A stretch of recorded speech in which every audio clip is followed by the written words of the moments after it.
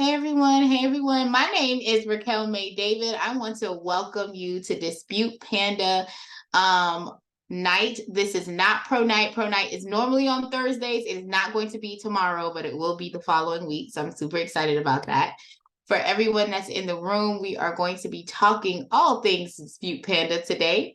For those of you guys who are on camera, welcome. Hey y'all, love seeing faces. Hey Taylor. It's Taylor. Taylor. Because I got a sister named Tyler. Okay, so it's Taylor. Welcome to the room. I see you out here getting in these streets. How are you? I'm good. Yourself? Wonderful, wonderful. I love seeing new faces. I love seeing faces, period. So I appreciate y'all coming in here. My wonderful co-host is David. He is going to be supporting me in the chat. So if you guys got questions, comments, concerns, all of the things, honey, I want you to go ahead and drop it in the chat. If you guys are not by your computers and you are wondering like, hey, I might want to watch this again, we will drop the link for the YouTube so you can watch the replay, because we're all about you guys getting all of the information and all of the deets. And boom, here comes my admin, my moderator. I love me some moderator. My JM is going to be here in the chat as well.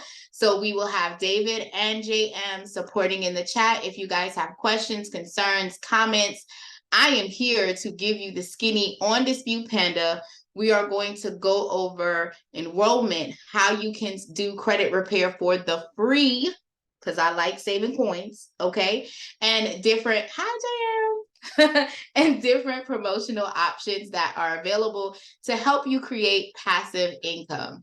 Once we are done, you will actually see how to load a client into the software. We will produce the first round of disputes, and you will know how to get all the training and support you need in the event it is not a Monday or a Wednesday. David, myself, and JM are not here. You still have accessibility to people who want to help you be a beast in these credit streets.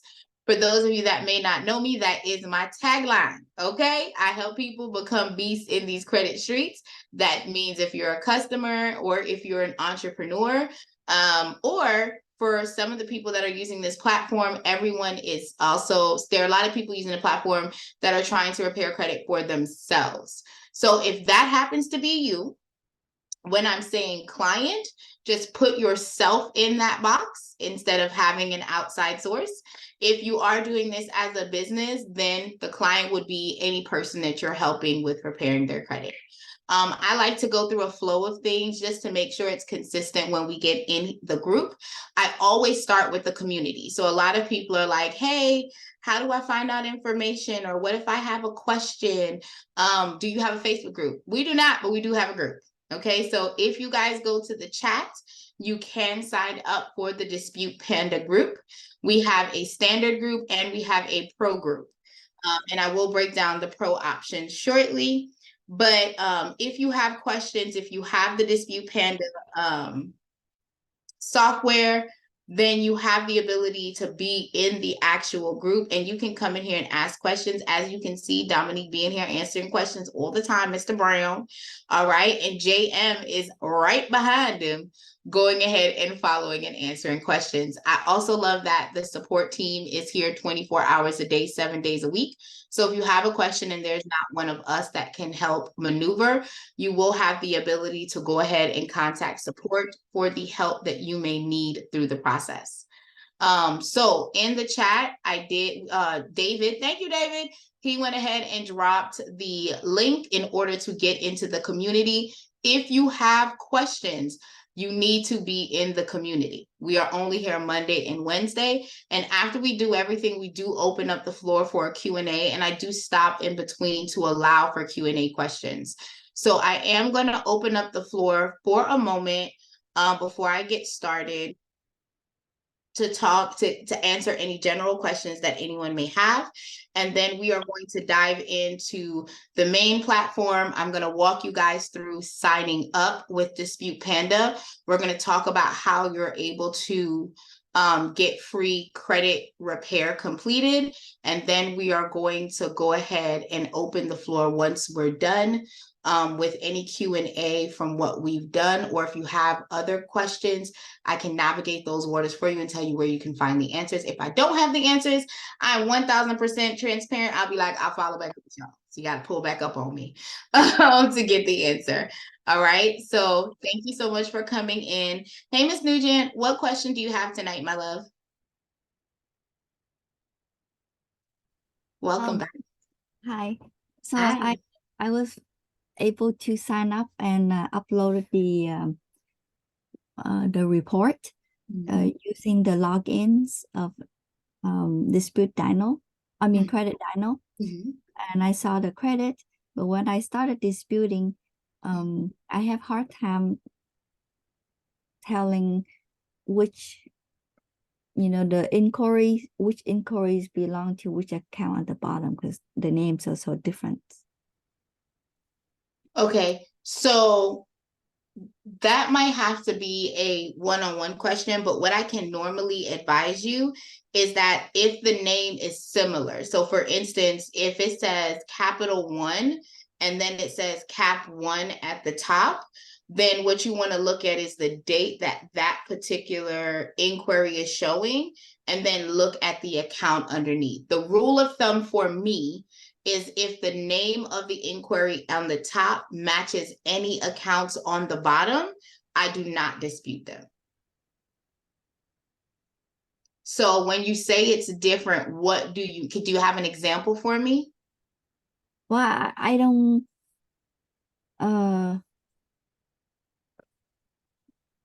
it's just the names there, they're not, I couldn't match any of the names to the bottom records. So when you did a top search, if it said like 700 AMC, there wasn't a 700 AMC account. Is that correct? Yeah. Okay. So if you went account by account and you did Control F to search, or you did Command F, because I don't know if you have a Mac or a regular computer. Mac. Okay, so if you did Command F and you typed in the name and the name is not showing on both ends, then to be safe, I wouldn't dispute it. The first round that I would send off, since you're saying you're not able to kind of make it out, what I can do is I can drop my link in the chat, in the text message, in the chat. And if you want to book a one-on-one, I can go through the credit profile with you so you can show me what you're looking at, and then we can go ahead and kind of go through it together. That would be my only solution, because I don't want you to show your screen here, because it is going to be replaying on YouTube. So I would say either book a call, or if you're in the pro group, you can bring it on Thursday to go ahead and see that information. Does that make sense? Yeah, book a call for how long, and is that a charge for one-on-one? There is yes, you do have to pay for the time block. But if you want to have a one-on-one session with me, for me to look at what you have going on, to answer those questions for you, I can go ahead and drop my link for you to book a call with me. The other option is, if you are in the pro class, you can bring that same question to that Thursday meeting if you're in the pro. No, I'm not in the pro yet. Okay. Just doing myself for now. Gotcha. Oh, hey, I will go ahead and drop my link for the one-on-one session. So if anyone does want to have a one-on-one session and look at a report or go through any questions, audit a file together, I have no problem supporting with that. And I'll drop it in 1 second in the chat, so anyone who needs to book a call will have the ability to do that. What was I going to say? So that would be my suggestion, because I don't know what you're looking at. And because I have done it for a while, I can tell you if the abbreviation matches underneath, right? Let me see. Oh, okay. You need to compare. Yeah, that JM dropped a sample in there, but JM, what she's saying is that when she looks up here at the inquiries, none of these names are matching the report. Hang on. So this is the sample. So for instance, if it says this says Pivotal Payment Corp, right? But right here, let's say it just says Pivotal, right? I would not dispute it because it's linked together. But I don't know what yours is specifically looking like in order to answer the question best. Does that make sense? Yeah. Yeah. I sent this screenshot. Okay, so this company right here, so you're saying when you do Control F with this right here, you don't see this name showing up on the credit report. Now, Yeah. you see over here how it says Advisors Mortgage? Uh-huh. Do you see Advisors Mortgage on the credit report? No. Okay, so Factual Data is a third-party company, so sometimes you will not see that information linked to the credit report, and Credco is also a third-party company. CoreLogic Credco is a third-party company. So you would not, in this particular case, when we're talking about CoreLogic, you may not see CoreLogic in an account that says CoreLogic on file, because it may have been another party. Hang on one second. Let me add everyone in. It may have been another party that used CoreLogic to pull the actual credit report. Does that make sense? Because remember, we have LexisNexis, Factor Trust, CoreLogic, all of those are third-party companies that pull the report for you. So they wouldn't have an account that would show up at the bottom. What you would see is Synchrony Bank. So this is Synchrony Bank, and it says PayPal. So in this particular case over here, this would be an account. So those ones are without an account, I can dispute. Those ones Yes. with an account, You do not dispute. Okay. Correct. Because you don't want to run the risk of closing out the accounts that are attached to that inquiry, right? So in this particular case, this is a third-party verifier. This is a third-party verifier. This is a mortgage company. This right here is a mortgage company. And if you look over here, it says mortgage. So it's the same place that's pulling information for the client's mortgage account. Does that make sense? Yes, I think so. Okay. And which I'm sorry, which are those one that you say are third parties? Those one the third parties I should dispute. So let me ask you a question. Do you have the consumer reporting list? I dropped it in a couple of chats, a couple of what's the word I'm looking for? I dropped it a couple of videos ago. I'm gonna get the third party credit bureaus, and I'm gonna drop that in the chat. I'm gonna actually put it in the group. What the third party verifiers, Factual Data is one of them, CoreLogic is one of them. So this may not be attached to an account. What I would do, however, for me being a heightened sense person, I would look to see if there were any accounts that were open December 3rd of 2021. So I don't want you to just look at the name. You have a lot of information when you're looking at the inquiry. You have the date that information was pulled. So I would look through the profile and see if there were any accounts that were also open during that time frame. Does that make sense? Yes. What if I accidentally delete an account? Does that matter? It can affect your client's account, because the question is, what are you deleting? Are you deleting an account that has history? Are you deleting an account that has age? All of those are deciding factors when you're looking at the 5 components of your client's credit score. So if you're looking at the 5 components, which is payment history, utilization, age of the profile. So if you're closing something that has been open for 10 years, yeah, that could gravely affect your client if they don't have anything else to support it, or they don't have anything else older, right? You could be re-aging them. Also, their utilization, if you remove that information, it's not being calculated. And if they're using most of another card, but that particular card had a low balance on it or a high limit on it, all of those things are being affected. So that's why you don't want to just touch something. You know what I'm saying? Like, you don't want to just touch something that may not be beneficial. So you want to be careful. So I would err on the side of caution if you're saying, well, I don't know if this is going to work or not. Then in that particular case, the plan that I would have is check the name, check the date, because it's telling you on 10/3, CoreLogic. There's something that they were doing on October 3rd. If when you go through the report, you don't see an October 3rd, you follow what I'm saying? Then I would say, yes, it's safe for me to go ahead and pull that. Okay.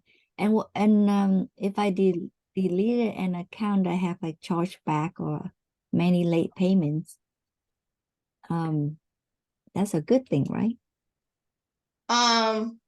Again, it depends on the profile. So when we're saying a chargeback, so it's not a chargeback on your credit report, it'd be a charge off.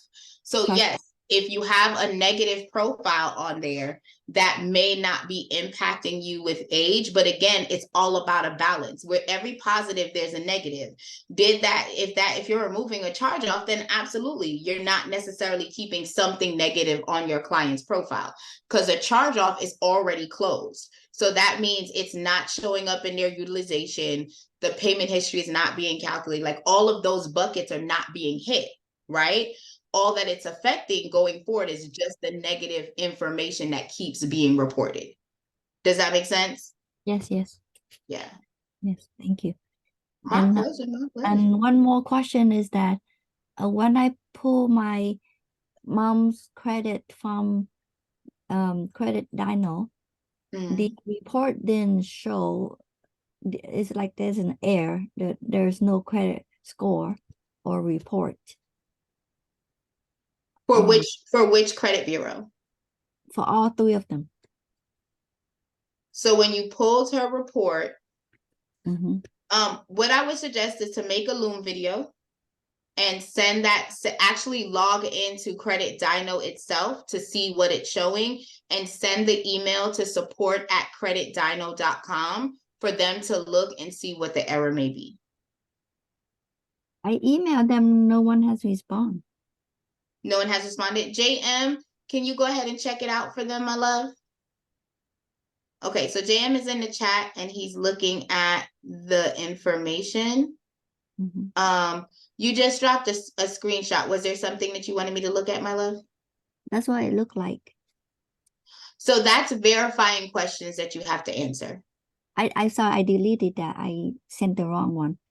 Okay. Yeah, just send a message to Credit Dino again. And JM did go ahead and put a notation in the file, so he will be able to support moving forward. Like, you can send another message over to them and just let them know that you're waiting for a response. How long ago did you send a message? When I signed up, which is about 7-8 days ago. 7-8 days, and then you haven't gotten an email back? Okay, I'll go ahead and have it forwarded up. JM said that he will follow up with his colleagues to make sure that you get a response. Oh, thank you. Okay. Yes. No problem. Any other questions for me? And that's it. All right, thank you so much. Okay, so for the Zoom user that notated that it's his first time here, welcome. I'm so happy that you're here. We just dived into some questions. I'm gonna go ahead and clear up the screen for everybody. Welcome to the room. Let's see. Thank you so much, JM, for being so awesome. Roberta, when we're billed, what company name or name should we see? I'm sorry, for Roberta, are you speaking about for your merchant, like when it comes through your bank account? I believe it says like SDP Capital, but I'm not quite sure. Oh, Miss Nugent, can you privately message JM your email address? Oh, you already did it. Never mind. No worries. He got it.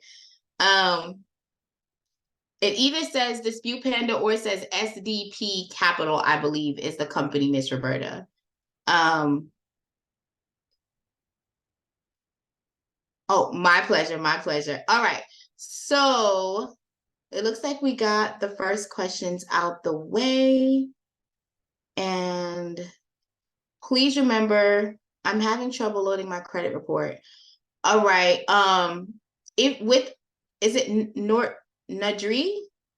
I might be saying that wrong. I do apologize if I am. But we're going to go through loading the credit report in the system. Let me ask, what credit monitoring software are you using to load the credit report in?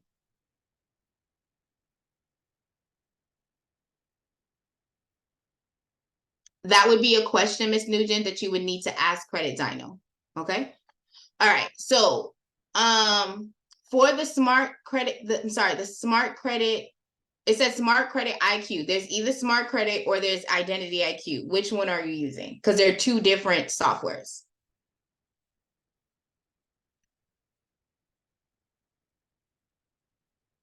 I'm going to assume that you're using smart credit. So if you are using smart credit, you need to log into the HTML site after you have pulled the actual update of the credit report. There is also another way for you to do this. I'm going to drop the HTML link in the chat for you to use, but there's also a video. So it's a great time for me to dive in. I'm going to come back to pricing, but I want to take everyone to training since this question was in the chat. Smart Credit is a different platform for you to leverage. And the way that you import the credit report is completely different.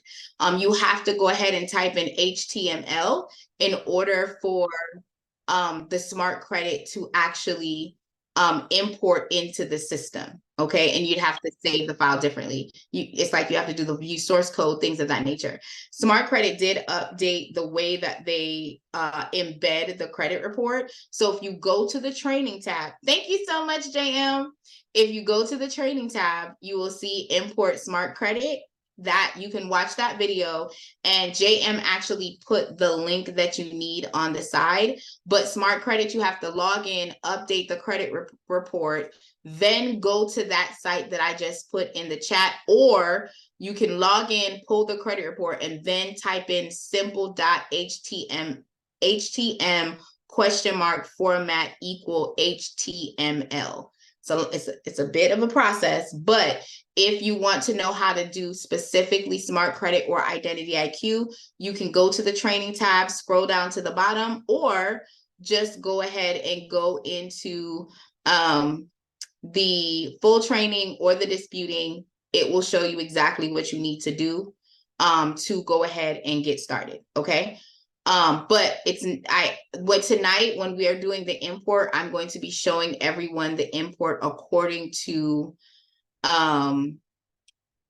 Credit Dyno, because it is a one-click import. I don't have to do anything additional.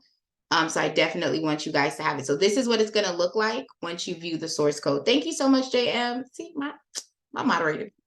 I love my moderators. Okay.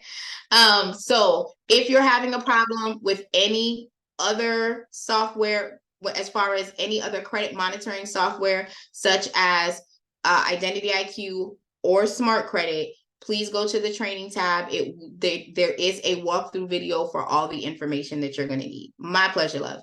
Also, for those of you that are new, I want to go ahead and talk about the training tab before we jump into the pricing and go everything, since we already started here.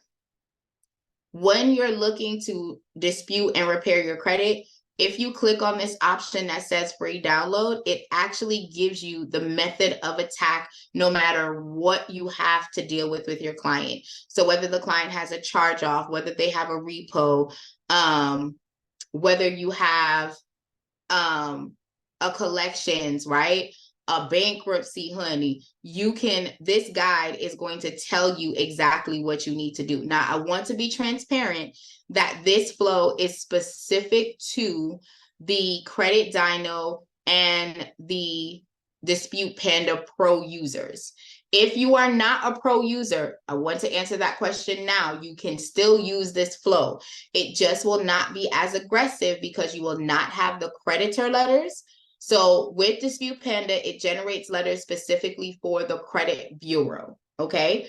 But if you do not have the pro, you will only get the letters for the 3 credit bureaus. You can still go ahead and do your static letters, which I'm going to show you guys in a minute. But if you have the pro, you can do the credit bureaus, the creditors who hold the accounts themselves, and you can do the static letters to the third-party providers as well. If you do not have the pro, you would just be generating and following this flow with just the credit bureaus and then the static letters that are associated and notated on this form. But this is the most up-to-date and aggressive method to use to go ahead and dispute your client's profile. Okay. Thanks for the monitor. And how long does this process take if I follow this? It depends on the profile. So we give you a 12-month flow, which means you have a full 1 year. If your client hits their score or remove the items that they need before that sequence, then it ends whenever they reach their desired goal. Does that make sense? So I have some clients that I reach their goal as far as their score and the body of their credit profile in 6 to 8 months. I may have a client that stays with me for 18 months, right? So it depends. There's not I can't tell you like it's going to be this dedicated time, but Dispute Panda has put together at least a 12-month sequence for you to leverage for your client. Make sense? Yes. Great question. Great question. All right. So, I love to talk about training. The training tab is there. So if I'm not here, okay, somebody, if I'm not here, you can still get the support you need in real time to go ahead and boss up and get through. If for some reason you are not able to get the support that you need, I do not want you to fret, honey, because we have solutions. I want you to go ahead and click on the contact tab. Do not be afraid to go ahead and message our team. They are there 24 hours a day, 7 days a week. Okay, like the Lord. So what that means is if you need help in real time, my recommendation that I say in every single class, a lot of times if you're having an issue with, like, for instance, the client, the member who said, hey, I'm having a problem with Smart Credit and loading that in, you can use a software called Loom, LOOM.com. You can make a video of exactly what you're looking at. And then in that video, you can be clicking on the client and showing them the error message that you're receiving so that they can see what you're seeing and be able to navigate the waters for you. Thank you, JM. So that is a free platform. You can record up to 5-minute videos, okay? And for free. If you upgrade, I think you can record longer, but that is a platform that you have. And one of the reasons why I particularly like Loom is because once the person has watched the video, you get a message that says your video has been viewed in real time. So the time, the date, the time of day that the person watched it. And that way, if they don't respond, you can say, hey, this video was sent. It shows it was watched. I'm just trying to get an update. I just like to make sure that things are as transparent as possible. To me, the team has always been very responsive at Dispute Panda. They do watch the video. They do respond. So I love that. But if you have any questions specifically about rounds, letters, credit, subscription, anything, right? You can go ahead and dive in there and you can put the client's name here so that they know exactly what client you're looking at. And Loom gives you like a little link. So you can just copy the link, put the link here, and then type out like, hey, please watch this video to see the error that I'm getting. That way they can see everything in real time. All right. So, also, if you have general questions, because we do have a press team, okay, we do have a beta testing. So you definitely, if you guys want to be a part of the beta testing group, if you want to have a partnership, or if you have a press that you want to talk about, you can also send messages through the system. And of course, the team will follow back up with you. Message in the chat. How long do I have to wait before I can resubmit a new dispute? I'm not getting positive results. So if you're looking at the flow chart, so this is the new flow chart, and this was the old flow chart, right? So if you're using the new flow or the old flow, each round has a 35-day counter that is located on the side of the grid. So for the Zoom users, I don't know your name, my love, but if you can answer for me, what round are you at? And have you allowed 35 to 40 days to go through since the last time you sent out your last set of disputes? And if you want to come off of mute, come on, honey, let's talk. Let's get into it. If you want to come off of mute, that would be fine. If you just want to speak in the chat, that's okay as well. But hi. Hi, my name is Melody, and I'm from Dallas, Texas. And I hooked up with Keezy, and Okay. he was on a live one night and said that if we gift him, he would fix our credit by himself, 100% by himself for $100. Okay. And he sent dispute letters. I went and had them sent to the credit bureaus. About 2 weeks, I started getting a response right away. I think it's from Experian, and they were saying that things were going to remain for the next until 2027 or beyond. So my question is, he told me that it would take like 2 weeks to 30 days to get results. So my question is, what am I waiting on as when I get a negative result? How long do I need to wait before I try to dispute again? I need to wait the full 35 days? So I want to make sure that I understood what you said. So you're working with someone else and they're generating the letters for you and you're mailing the letter. Is that correct? That's correct. Okay, so regardless of if you're using Dispute Panda or if the other person is mailing the letters to you, the way that the laws are written is that you have to allow the credit bureau 30 days to completely review your file. Because normally when you're sending letters to the credit bureau, they are multiple letters to one particular credit agency, right? So it's not just one letter with all the accounts. So like on a light file, I at least have 3 letters that are going to one credit bureau, right? So I have to allow, based on the verbiage in the FCRA, I have to legally allow them 30 days to complete their investigation. After the 30 days of investigation is complete, then the next round of letters can be pulled and sent. If you send the letters early, you have to give the credit bureau an additional 15 days for the first set of letters you sent out. Gotcha. No. So it's better just wait the full amount of time and then try again. Okay, no, I'm confused because I thought you guys were working together. I don't even know who this person is, but I love the fact that he's talking about Dispute Panda. Oh my God. Dispute Panda has a lot of people. Like we have a lot of business owners that are using different methods. So that could just be his particular product that he's using. But I don't know. Like I don't know. Yeah, I don't know him. I'm sorry. Oh my God. Okay. Okay. So I just need to stick with one person. So do you do the same thing? So I do have a credit repair company as well. Okay. However, and what's your fee? Oh, my fee structure is different. So I do have a done with you service. And my done with you service is $67 a month where I generate the letters, but we meet and you get education and all of the things, right? We have a once a month Zoom group meeting for my done with you clients. If you are doing the done for you, which means I'm mailing the letters, I'm packaging it for you, my price is between $179 to $249, depending on what's on the report. But if you're already with someone, right? If you're with this gentleman, you've paid him for services. The follow-up questions that I would ask is kind of like, how long is that $100 for? Is it for 6 months? Is it for 3 months?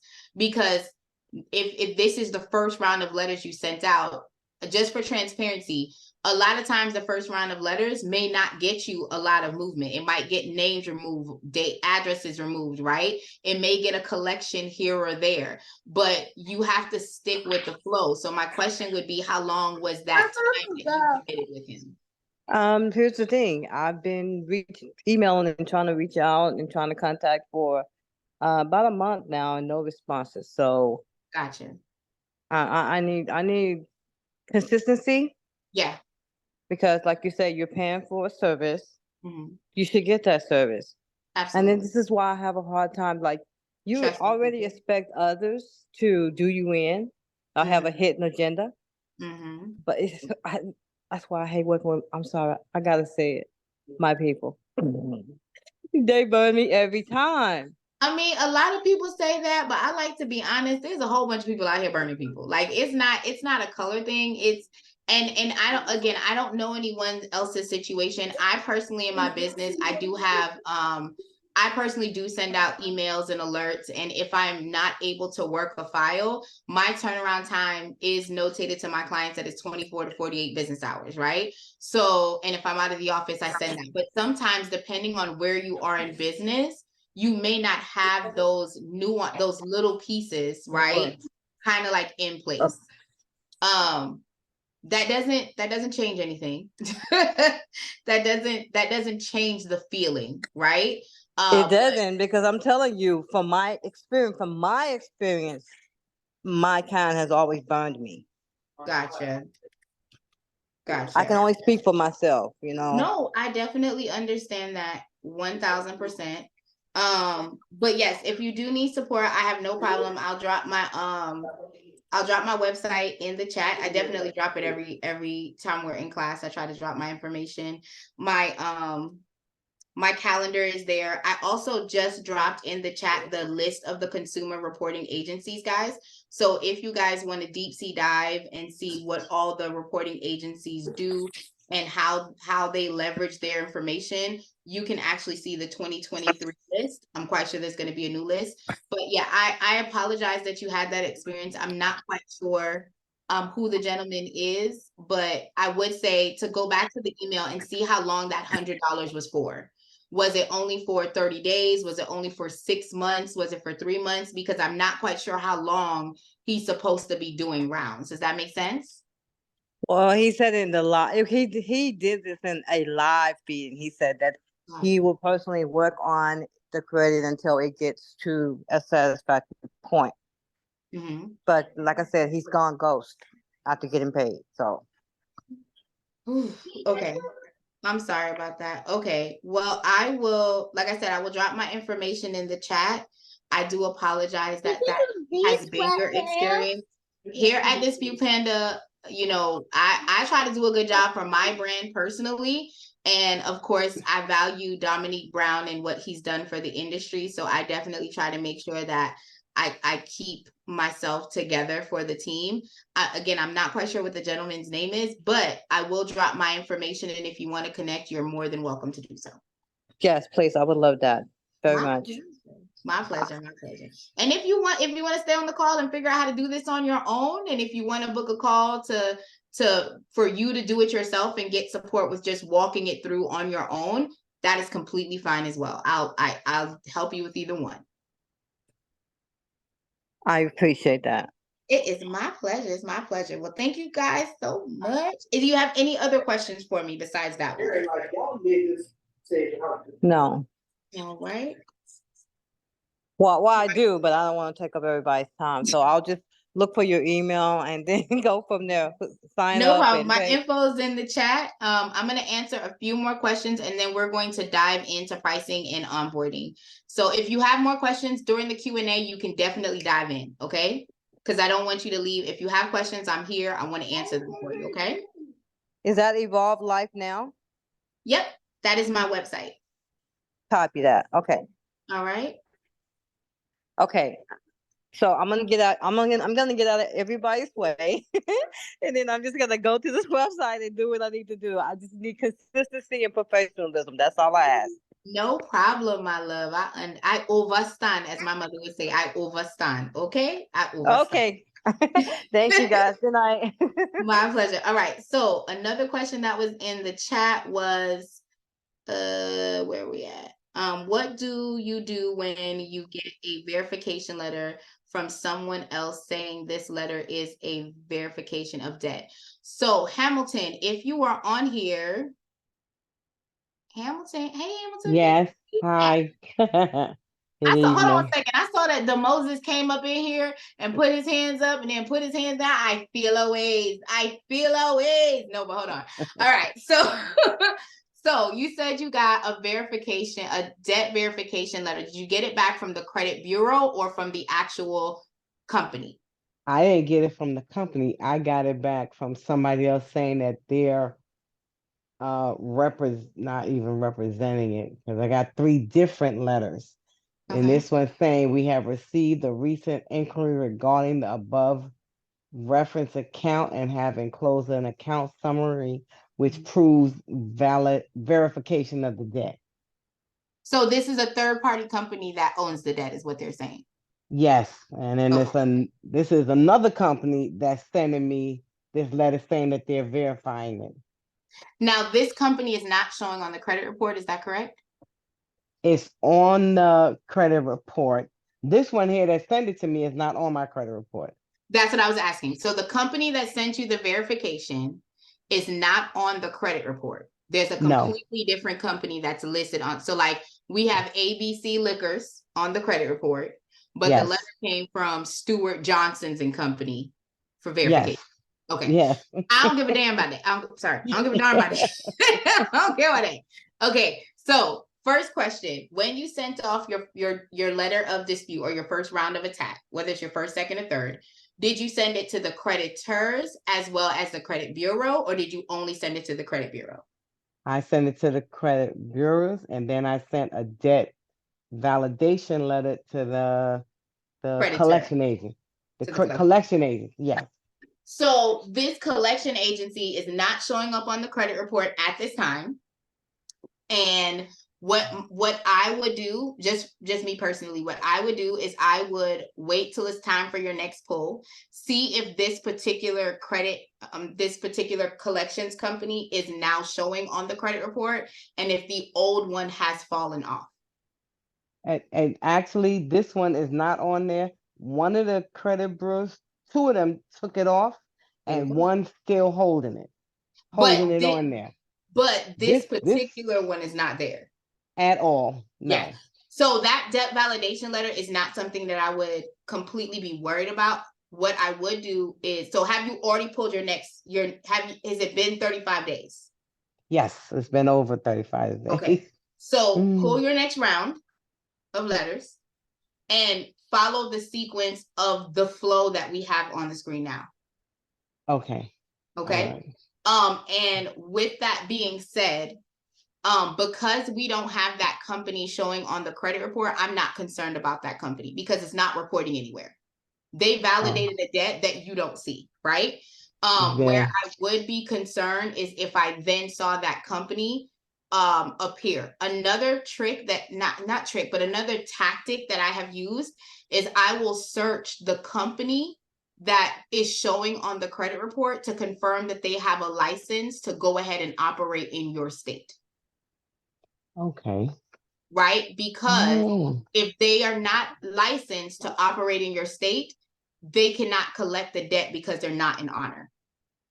But they got a lawyer that's representing them. Well, the lawyer, they can hire a lawyer to represent them. That's not a problem.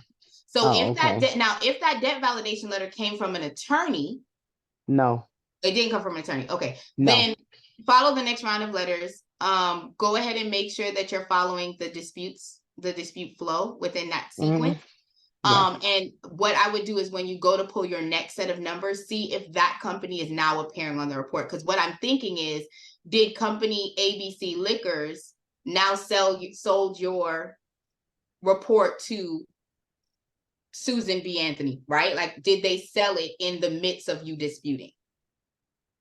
It seems like it did, because when I sent the dispute letter out, I got a summons in the mail. Then after the summons, I sent a debt verification, verify that. Right. Then I got after that, that's when I got a letter saying, then they sent me a letter saying that I can that letter they send you where it says you can give you options to pay this. Right. Like they're trying to collect the debt. Yeah, I got you. Yeah. So that was the second letter I got after I did the verification, debt verification. Now, since I went to the court, answered the summons. Now I got this other thing in the mail from, I don't know who this other company is, saying that they're representing the current owner. So, and they sent 3 different letters saying that this is a proof. This Of provides validation. proof of the validation. I said, I'm like confused. Everything that I did, I followed the Yeah. procedure. And like Right. I said, 2 of the credit bureaus did take it off. Yep. Thank goodness.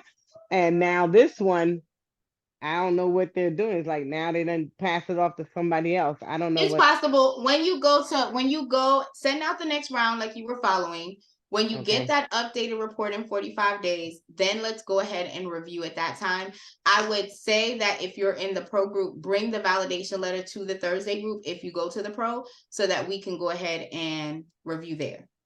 Because Okay, that's a great. little bit more in depth than what this particular live covers. Does that make sense? Oh, okay. Yes, ma'am. It sure Okay. does. And I thank you very much. My pleasure, my love. Okay. So, hey, Raquel, I'm a mortgage broker that's offering credit repair services. So, hey, come on, Kevin. I love that. Okay. I'm in the Panda community. Love that. Have the pro subscription. Yep. Okay. Do you offer outsourcing? I do. You can go ahead and check my calendar link. It'll be my pleasure. I do have a virtual coffee set up, so you guys can always do a virtual coffee meeting to introduce your business and for us to just kind of chit chat on your goals and maybe events that you guys have coming up. Tammy said, remind of your schedule, please.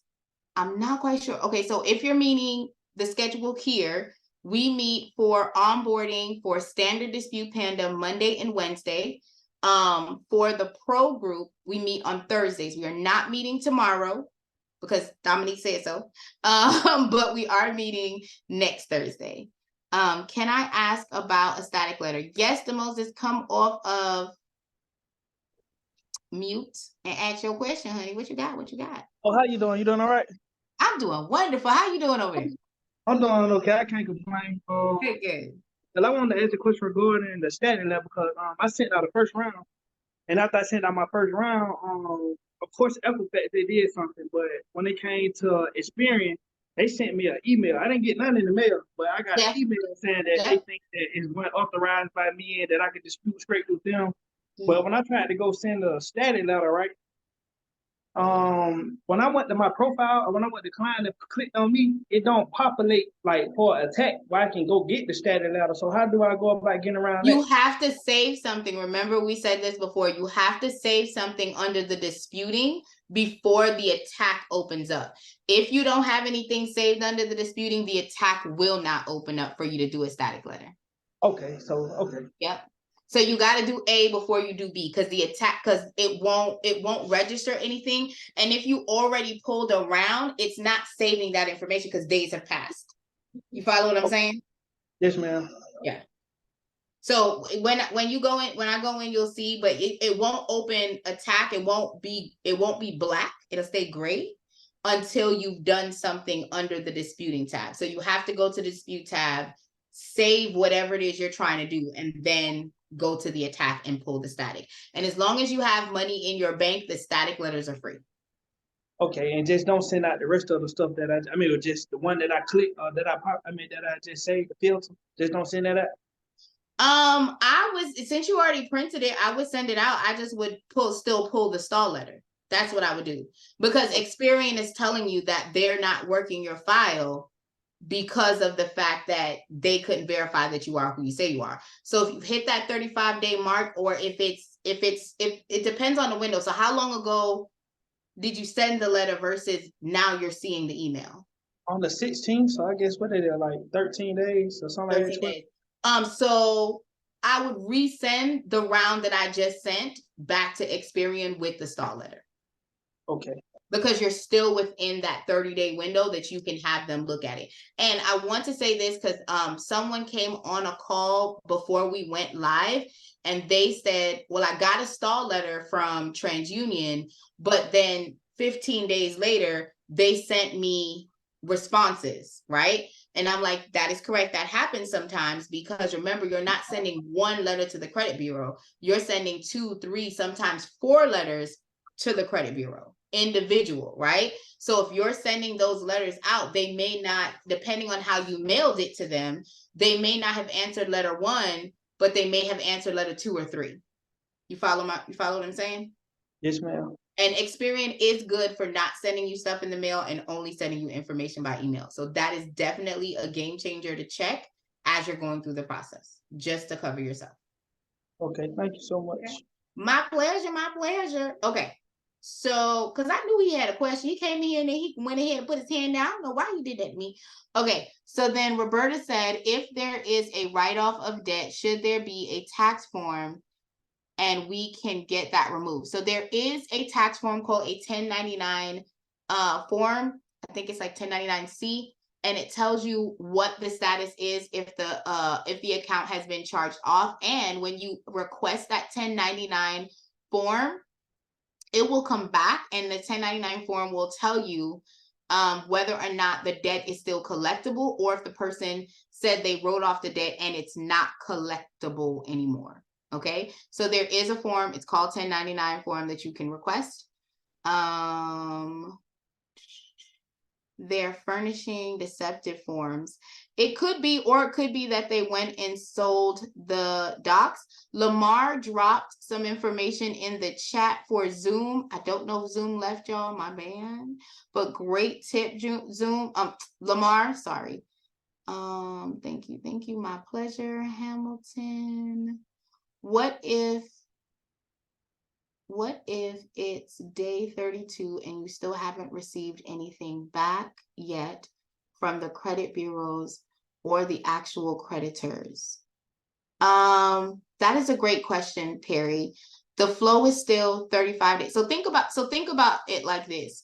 It takes roughly 5 days for the mail that you put into the mailbox to leave the post office to get to its destination. The goal is 5 to 7 days. So you're giving them 5 days. Then they have to work the file. They have 30 days. Okay. And then from that 30 days, they have 5 days to get it back to you. I'm a 45-day company traditionally. Okay. So I allow the 5 days for it to get there, the 30 days for them to work, the 5 days for the mail to get back to my client. I don't move until I'm at that no earlier than 40-day window. That's when I go in and pull the report.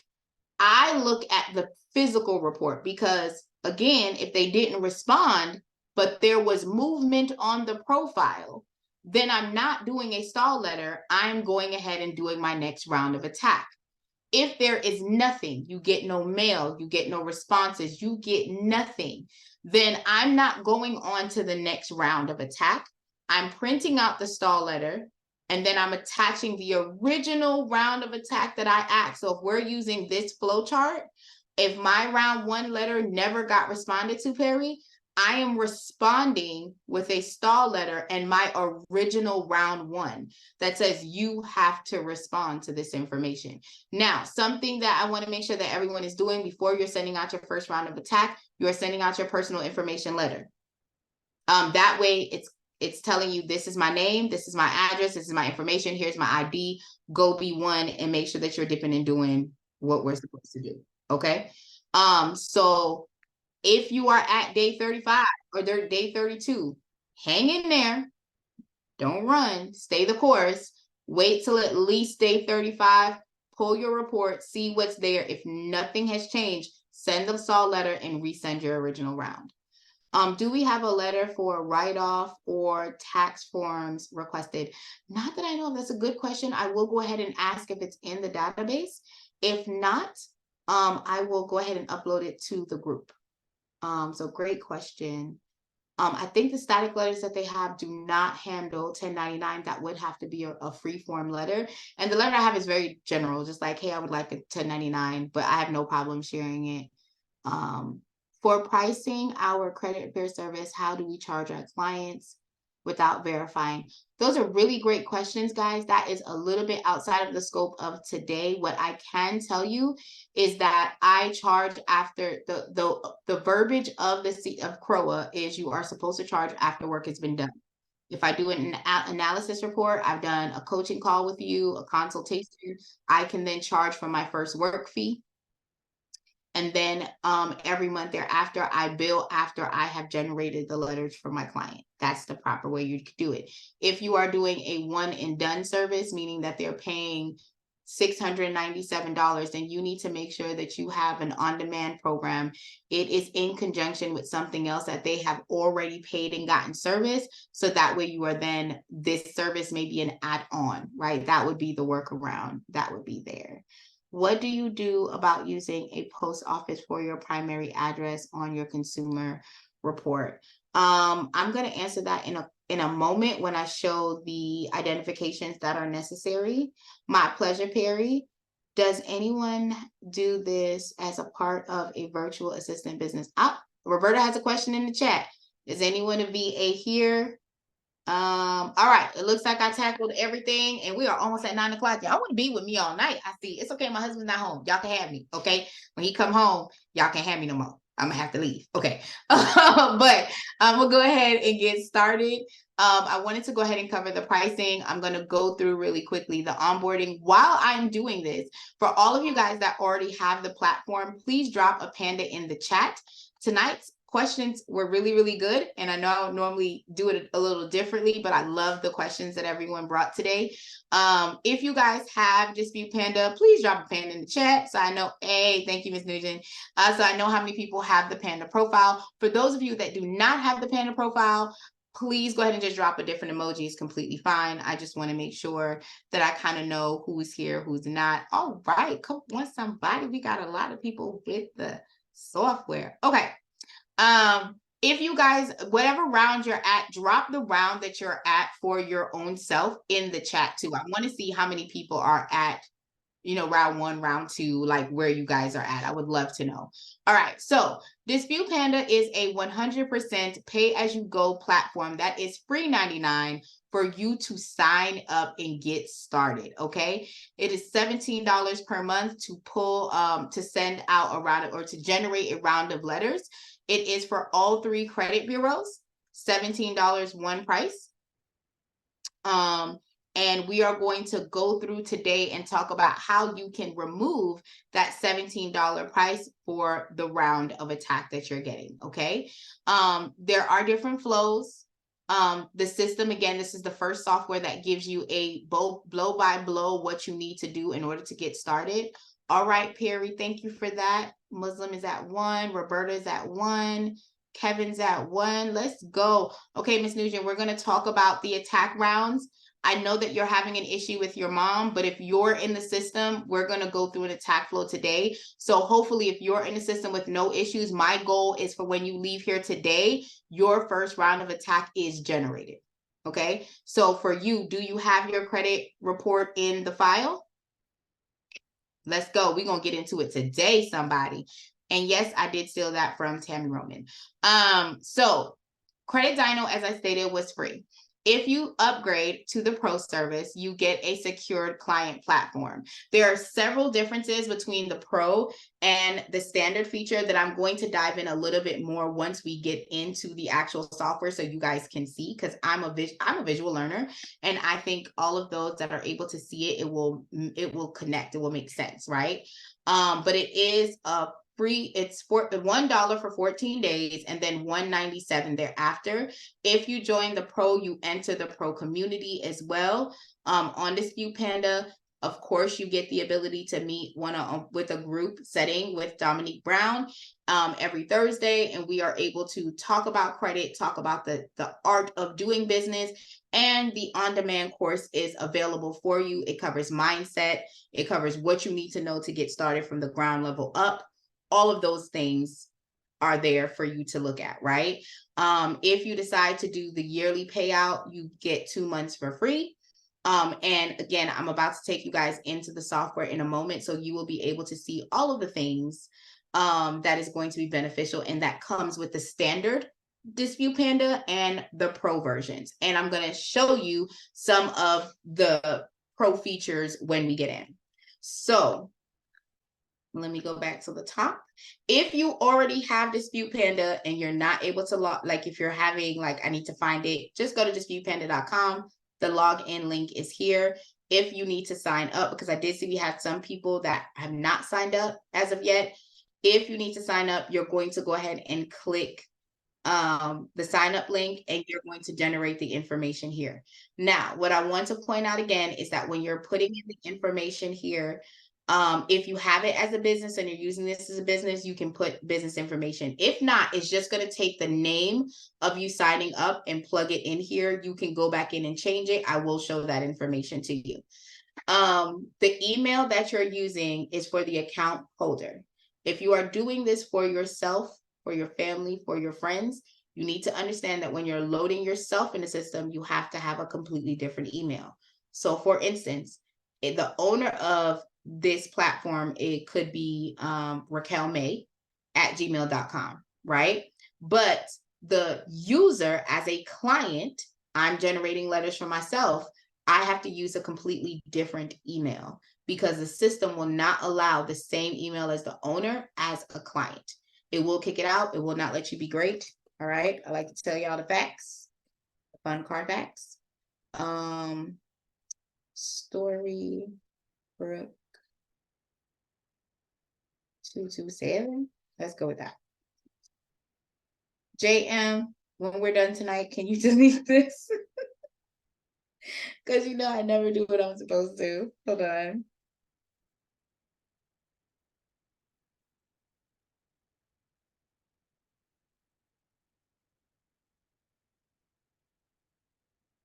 All right, cool. And then I'm going to put my phone number in. Cool. So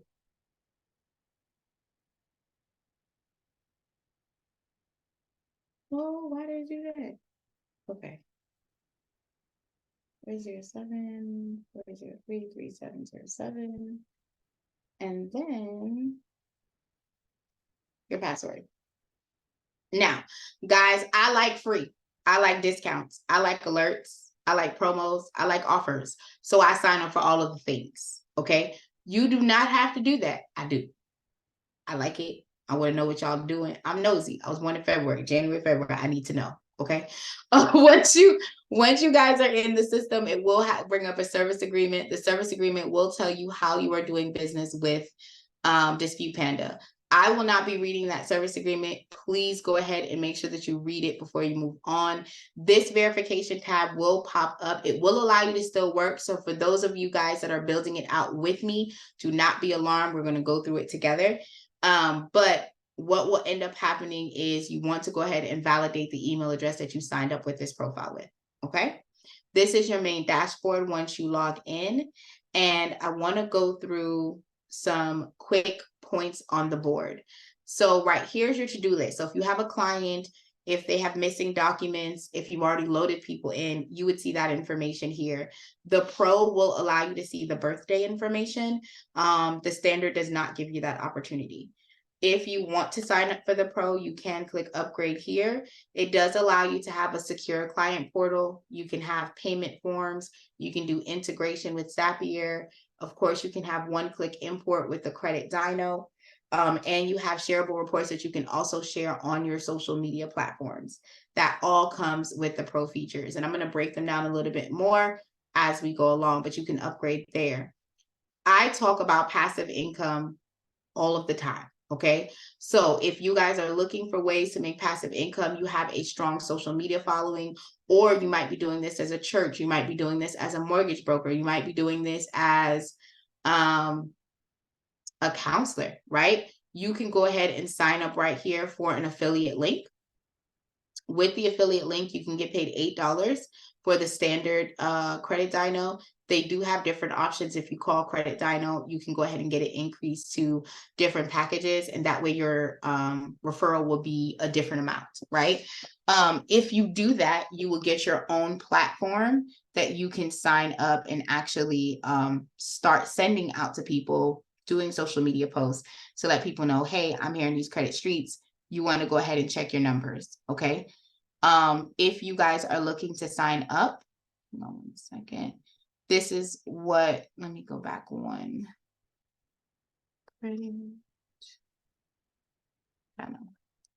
So this is what the main page looks like. So you can click member login to actually see, once you have created your login information, to see the actual report in its totality. If you want to sign up, if you sign up on your own, you do get 7 days for free.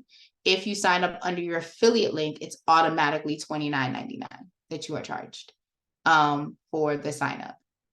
Just to be transparent, I like to let y'all know all the details, okay? But you're able to go ahead and leverage this. You can put this in a hyperlink, Linktree, bit.ly, whatever you're using and leveraging to go ahead and market to your people. If you have clients, you would be able to search at the top. You do need to have at least 3 characters in order for the system to pull and generate that information.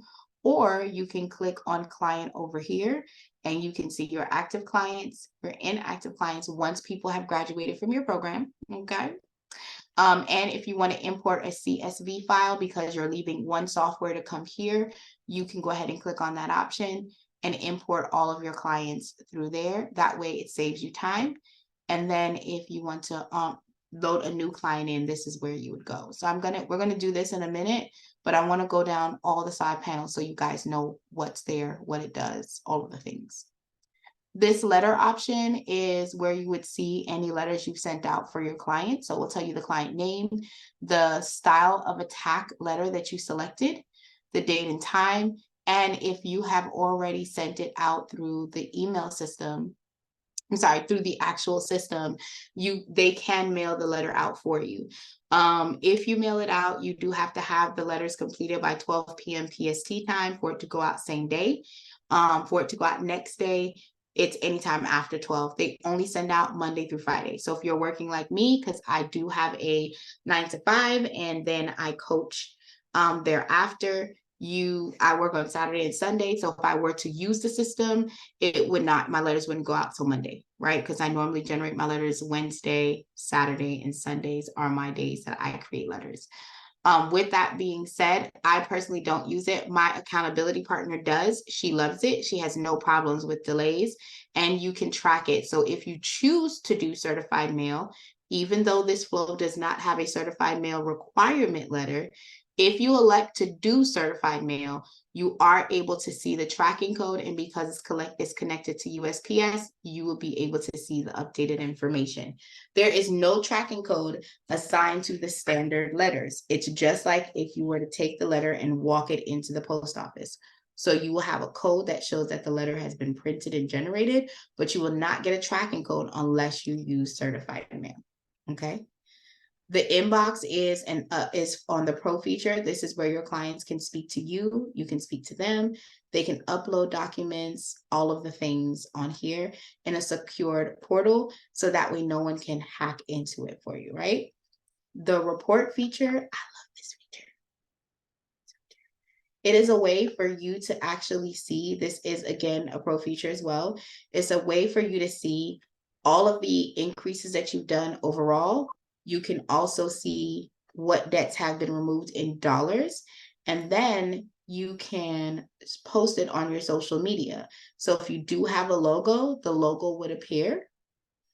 If you don't have a logo, it would just be blank, right? But if you have a website, you have a phone number, you can plug all those things on there, and it will be in that social media share that you can download, and you can post it on TikTok, Snapchat, the Twitters, the books, all of that, okay? So that is what the reports look like. There's also one specific for the client that you would have accessibility to do in the client itself. You'll be able to click on that and you can download it with the pro feature as well. The subscription tab is where you can go ahead and make subscriptions, plans, payment forms, all of the things there for you to be able to leverage. And then again, this is also a pro feature. And then of course it takes you back to the training and the contact us, which we saw at the beginning. So if you are working on a client and you're like, hey, I'm not quite sure what's happening, I don't know what's going on, you can click on training. It will open up for you and you'll be right back to where you can see all the videos if you're needing help and you're stuck somewhere. And don't forget, use loom.com to go ahead and get all the things that you need, okay? You can record the video, send it over and say, hey, here's where I'm stuck and I need help.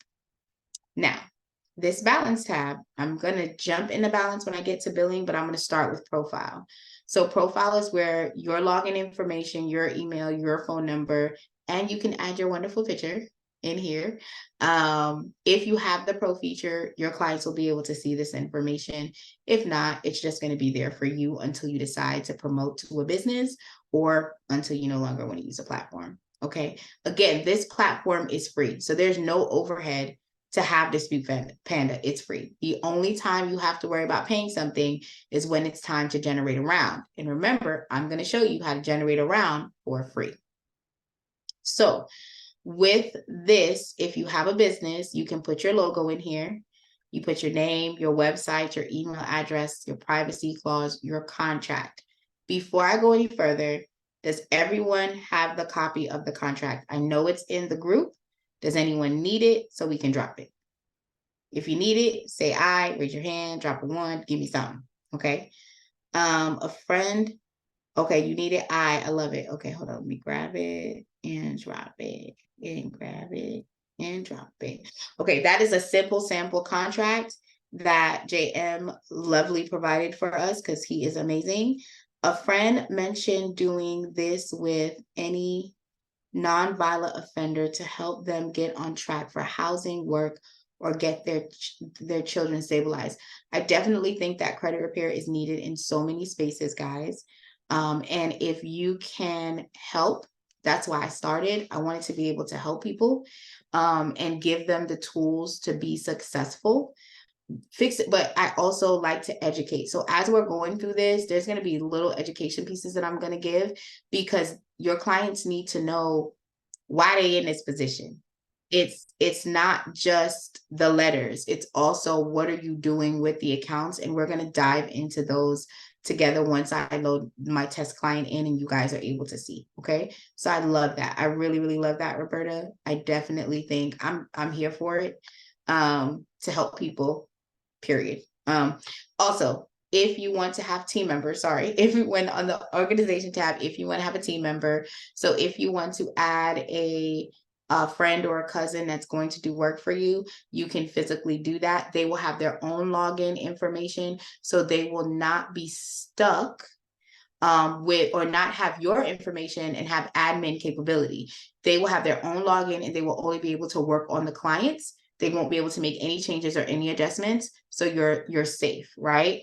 If you have affiliate links, you can put the affiliate links here. If you have the pro version, all of your links will show up and your clients can then choose from them. You can have all the links here and only turn off the ones that you want to leverage at this time. And I'm telling y'all, after I finish showing you this, I don't think you're going to want anything outside of Credit Dino. I just like to give y'all the tea. Okay. Now, with the credit bureaus, their addresses, they have about 8 different addresses. So if for some reason the letters come back and it says this address is no good, you can always come in here and change the address to whatever new address they're saying that they're using. And that way this will be printed on the letter for you. Okay. So you can come in and make the edits according to the needs that are there. The billing tab, love the billing tab. So of course you can update, but you can also save your payment method. So if there is a card that you want to use, I want to stress this. If you're doing this for yourself, if you're doing this for your family, if you're doing this as a business, the only person's credit card that should be on here is yours. You are not supposed to have your cousin's card on here. You're not supposed to have the client's cards on here. It is your card information. So if you are using Smart Credit, Identity IQ, MyScore IQ, right? If you're using any of those, what you need to understand is that you're going to have to collect the $17 from the client, put it in your account on that card, and then run the card for that bill. It should, the client should never be charged that $17 at all. Okay. Hang on a second. My husband called chat. Okay, so that's the payment you can secure. Now, if you want to get discounted, you can actually buy in bulk. If you buy in bulk, it goes from $17 to $12. You would just put the amount that you're trying to buy over here, and then you hit checkout, and it goes ahead and collects the information. You can also use ACH as a method. Definitely not a problem. Okay. Now, if you're not buying in bulk because you're like, I'm doing me and my husband and no more, that's all we're doing, that is fine. You can choose to do that. We have a subscription as an option, and there are 2 subscription plans that we have available. The first one is $20. You would end up getting 50% more if you sign up for Subscribe and Save. That means every 30 days you're billed $20, but you are given $30. Or you can sign up for $60 and you are given $90. Okay. You would put the card information in here, and every 30 days, that card will be billed for that amount. If you have invoices, whether it's Panda Pro statements, you'll be able to see all of the information in here. The activity is telling you which attacks you pulled for which clients, and then attack credits come from Credit Dyno or different ways of referrals, which we're going to touch on in a moment. You can also see the mailing information and how much you paid. The integration is also a pro feature that you can leverage. So like if you have a email support, like some people use MailChimp or Benchmark to send out their email marketing, you can connect it so that anytime a client comes in, they then fall in queue when it comes to those pieces of information as well. Okay. If you want to refer people, this is an option. Now, I do want to be transparent. The referral program is not live right now, but it will be live next year. So you can go ahead and get in while getting in is good, and go ahead and sign up for Dispute Panda and get started in real time. So that once it goes live, you'll have the ability to earn credits for anyone that signs up for Dispute Panda under your link. Okay. So we have covered the basics of the screen. We are going to move into enrolling a new client. And Ms. Nugent, we are going to get started in a moment. So before I start, I want to talk about the identifications and open the floor for any questions after this before we load the clients. So this is a documentation that you need in order for you to dispute your client's profile. So someone earlier said, well, what if my client wants to use a post office box? As long as there are 2 supporting documents that has the post office box address on there, I'm not going to dispute or argue with it. Just make sure that whatever documentation you are sending over to the credit bureau, it is accurate, it is concise, and it is similar. So if you are saying you are at PO Box 37373 on your ID or on your paycheck stub, then the supporting bill that you're sending with it needs to say PO Box 4733. I forgot the numbers, y'all. But y'all know what I'm saying. Now, if you're using a utility bill, you want to make sure for best practices. Thank you, David. He dropped it in the chat so y'all can download if y'all are by your own computer so you can save it. If you cannot save it, I pulled this from the video. It says how to add a client to Dispute Panda credit software and get a free attack. It is in the software. Okay. But if you're using a bill, best practices, make sure that you're updating it every 90 days to make sure it's compliant and it looks accurate. As long as the information is the same across the board, I'm good with it. Okay. The Social Security card is optional. I personally like to send it, but it's completely optional if you send it or not. Okay. Any questions on, well, let me put it back up, y'all. I don't close it out for y'all. I'm sorry. Any questions on the identification before I go into loading the test client? Yes. So just to confirm, I have my driver license and the utility bills uploaded. Is that enough? So those are the 2 required those are the 2 required spaces that are there. So when we go into the software, I'm going to show you how you know you can move on to the next round. Okay. Because the system will tell you. The system will stop you if you don't have what you need. The things that are required is the proof of identification and the proof of address. The Social Security card is optional. Now, if you're using the Social Security card as a proof of identification, then it's not optional. You're already using that for the identifier and you're checking a box. Does that make sense? Yeah, it allows me to go forward. Yeah, so then you're fine. Yeah. Yep, you're good. Any other questions, guys? Great question. All right. Can you hear me? Yeah, I can hear you. What's up, Mr. Lamar? What's up? I got a quick little question. When you send the letter to the creditor, I know you wouldn't send your Social Security part, but what do you suggest that you don't do that when you send a letter to the creditor? So I don't have a problem sending sending the Social Security card to the creditor. I don't always though. It's optional. So normally if I'm sending it, I normally include it with the credit bureau. I don't normally include it to the creditor because the creditor doesn't need the Social Security card. Okay, right. Okay, that's what I want to know. I appreciate it. My pleasure.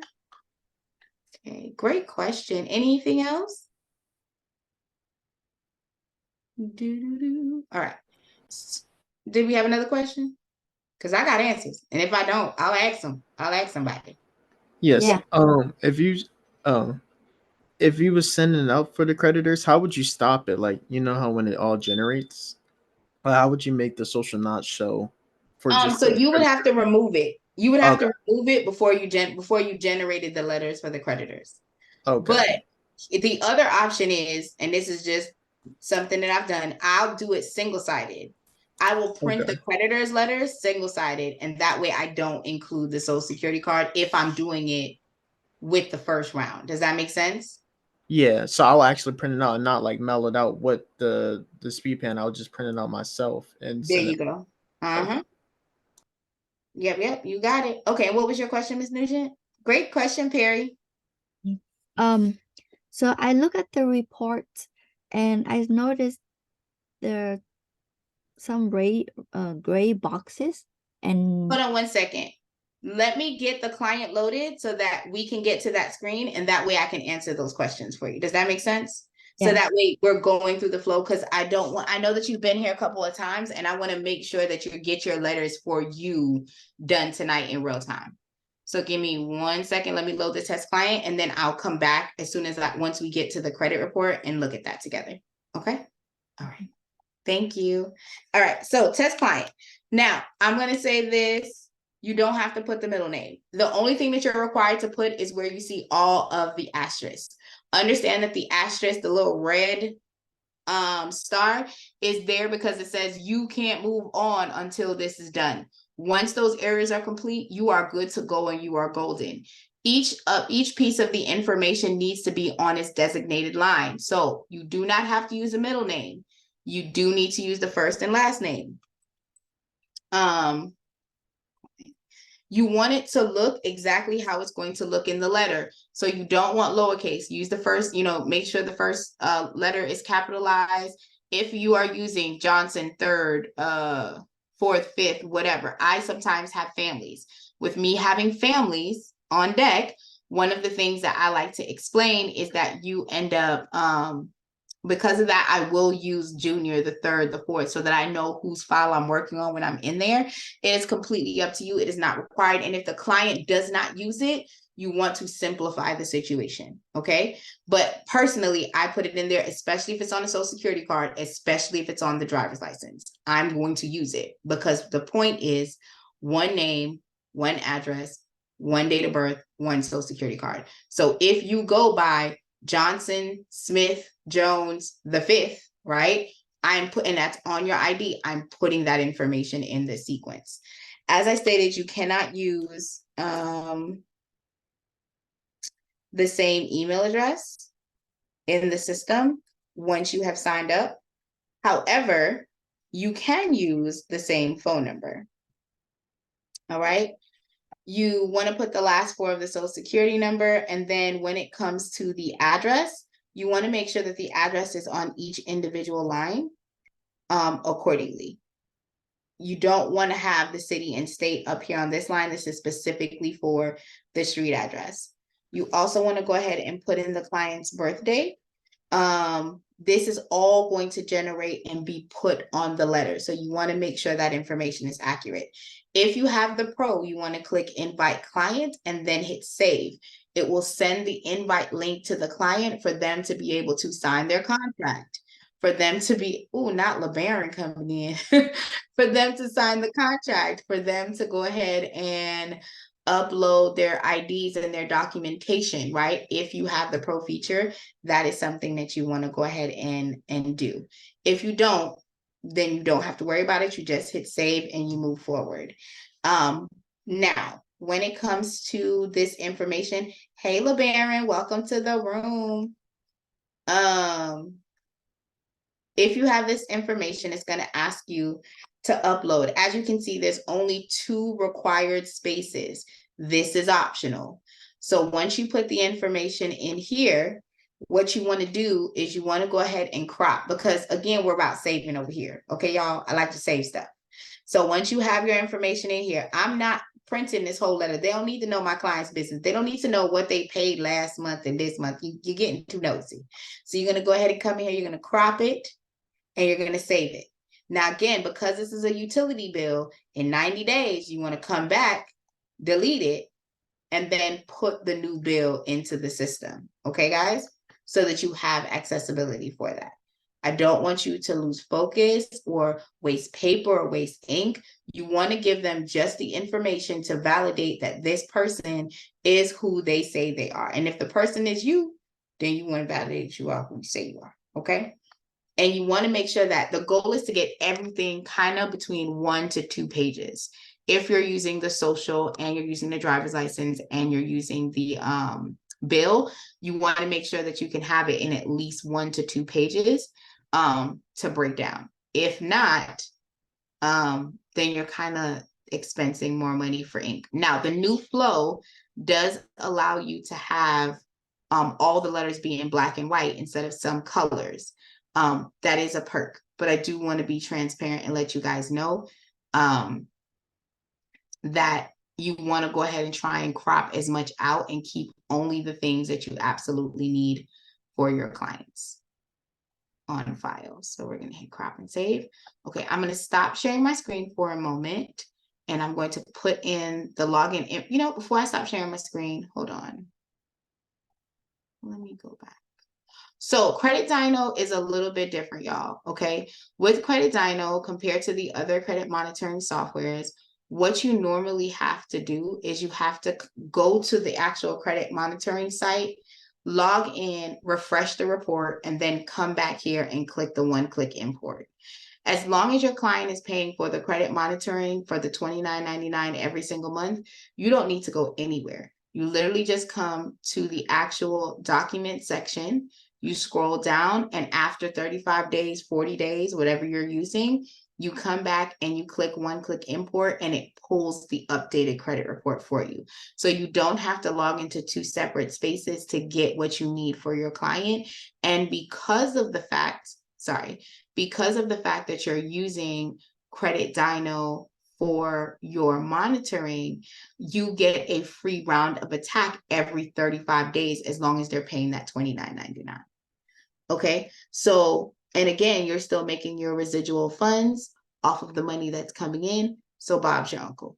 So I do want to point that out. And I'm also wanted to say that Credit Dyno gives you the ability to see your client's full 7-year report. If you're using Smart Credit, if you're using Identity IQ, they're only giving you 2 years. So that means you'll look at the report and it will show derogatory, but they might have been on time for the last 2 years and you're not able to have a full robust conversation or see where did the hiccup happen? Where did it start? When did it go left? And have a nurturing conversation throughout that, right? So those are definite features for Credit Dyno. And of course, with you using Credit Dyno, that is how we are able to go ahead and generate the creditor letters in the pro group. Okay, so I'm going to stop sharing and I'm going to open up and pull in the information. Hold on 1 second. If anyone has any questions, you guys can come off of mute while I'm trying to get everything together. And it'll be my pleasure to answer questions in the interim.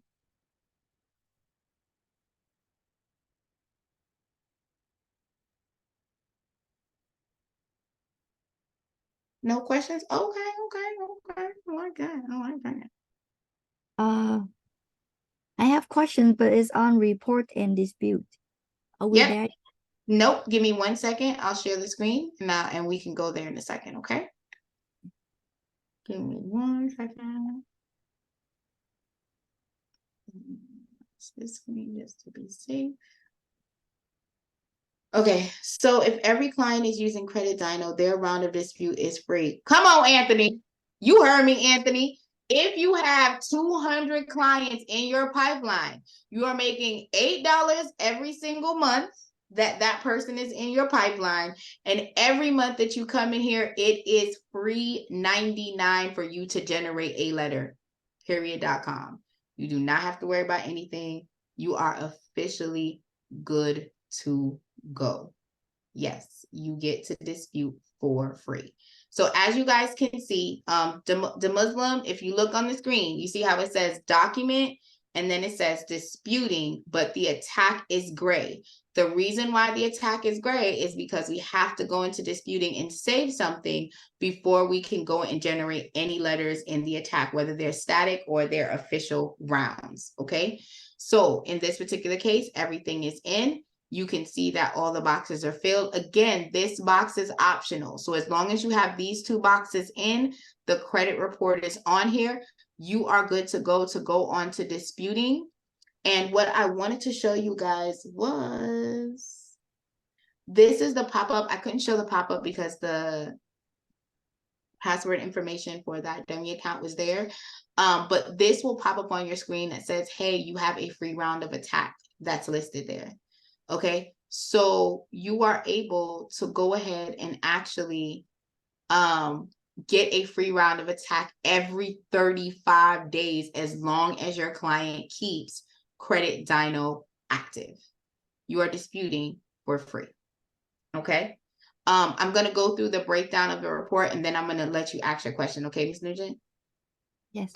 All right. So when you're looking at the report, the first tab is the inquiry tab. The inquiry tab is linked to anytime your client put their social, their address, their name in and said, hey, I want you to run my social and my information to approve me for something, right? So this is where you will see that information on file.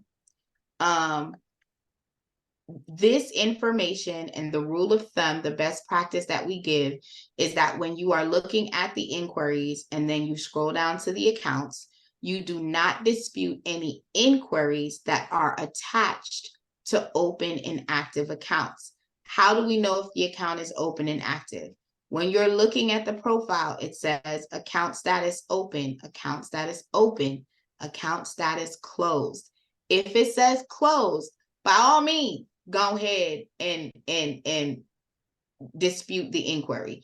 If it says open, do not .com dispute it at all. Okay. So in this case, they have CarMax down here. They have, like this one says CRB seed. Okay. So in this case, I would do Control F.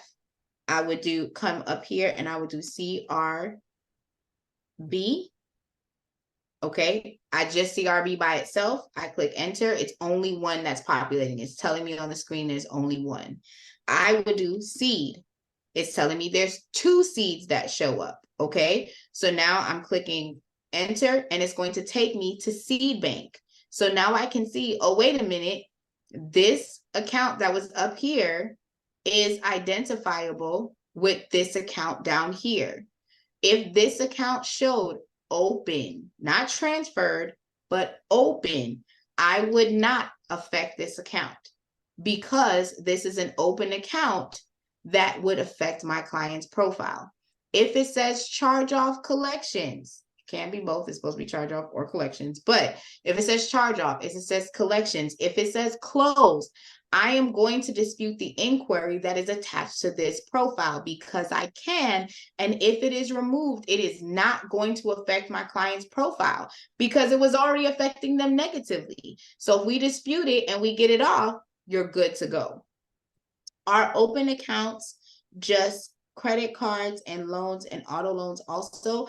Rule of thumb, Kevin, great question, Kevin. Rule of thumb is I do not personally, my coaches that have trained me, I do not dispute any accounts, whether it's an auto loan, a mortgage, a credit card that says open.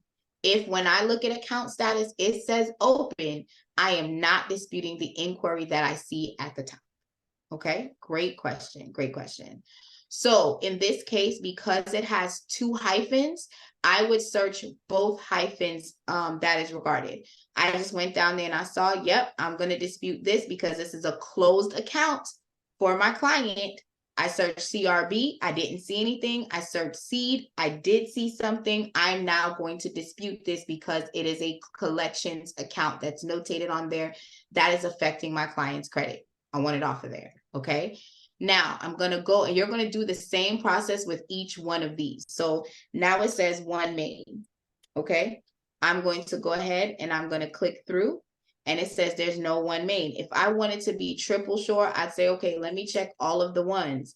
It will show you all of the ones that are listed on your profile. But one main always shows the same on the top as in the credit report. The only time I search half C's is what I call it, is when there's a slash in between one versus the other. Okay, so you do one main. Okay, there's no accounts because it only says 3, 1, 2, 3. And I would click these in order for it to be included. Again, the inquiries are not selected for you through the automated system. The algorithm for the AI will only select disputes that are in the account section or in the public records section. So public records are your child support, your liens, your bankruptcies, your judgments, those types of things is what's going to show up in the public record. You can select this information and you can go ahead and dispute it, or you can unselect it. Do I argue bankruptcies? I do have clients that come to me with bankruptcies. I do have a very clear conversation with them that at the end of the day, if they're looking to get a mortgage, that bankruptcy will still show for that mortgage underwriter. I like to be honest and transparent. That does not mean that I cannot get it off the credit report. You can still get it off the credit report. But for transparency, it can still show up on the report that the mortgage lender is pulling. That's the specific way that I've seen it before show up. And then this account, if let's say you've already done a report and you want to do some static letters, you can come back into the file, click back on the dispute tab, and then you can unselect everything. It says deselect. You can unselect everything and just select the one account that you're wanting to send a static letter for or something of that nature. So you don't have to feel stagnant through the process, okay? So that is the breakdown of the flow of what you're seeing. The first is the inquiry. The second is the personal information. And then the bottom section is the list of all the accounts for your clients.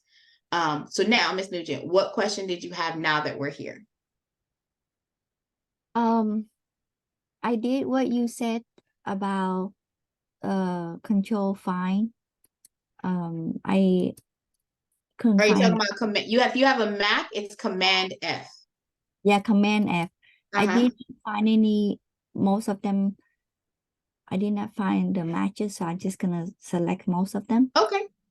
And then for the bottom report where it has highlighted in red, does that mean it's already know what to dispute? Yes, because if you're looking up here, you see how it says 22 accounts selected? The system already knows and it flags that there is a problem with these accounts.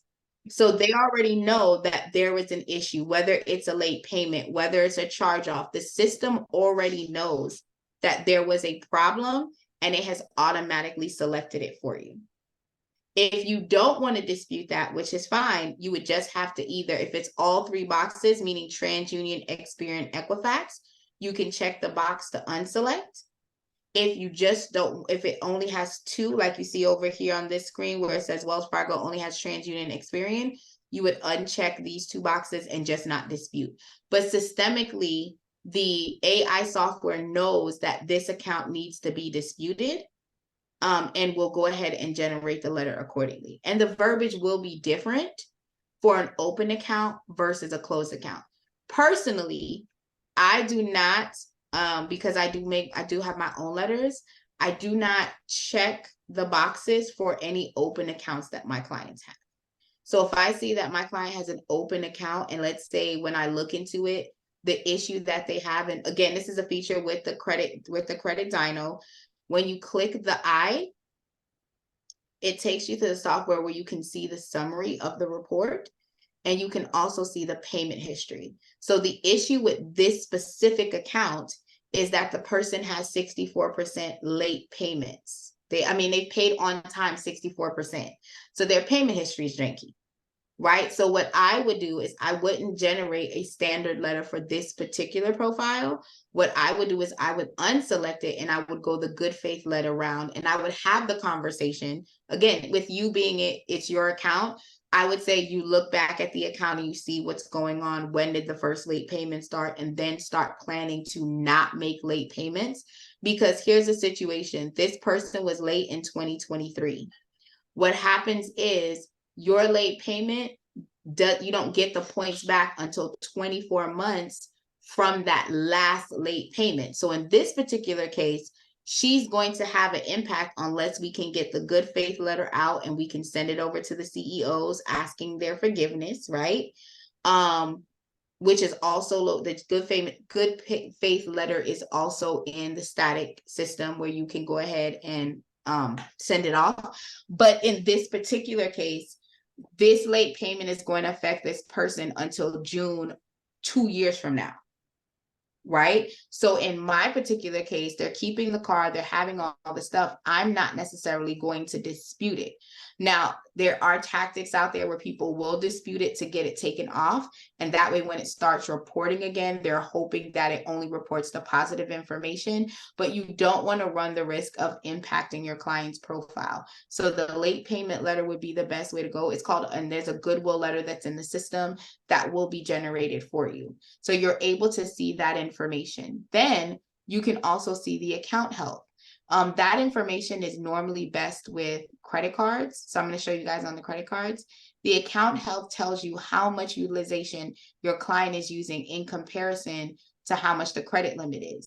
So if you're looking at a card and the credit limit is $10,000 like this one, but they're using $12,000, that means that their utilization, which is worth 165 points, is shot. They're not getting that 165 points because they're over their limit.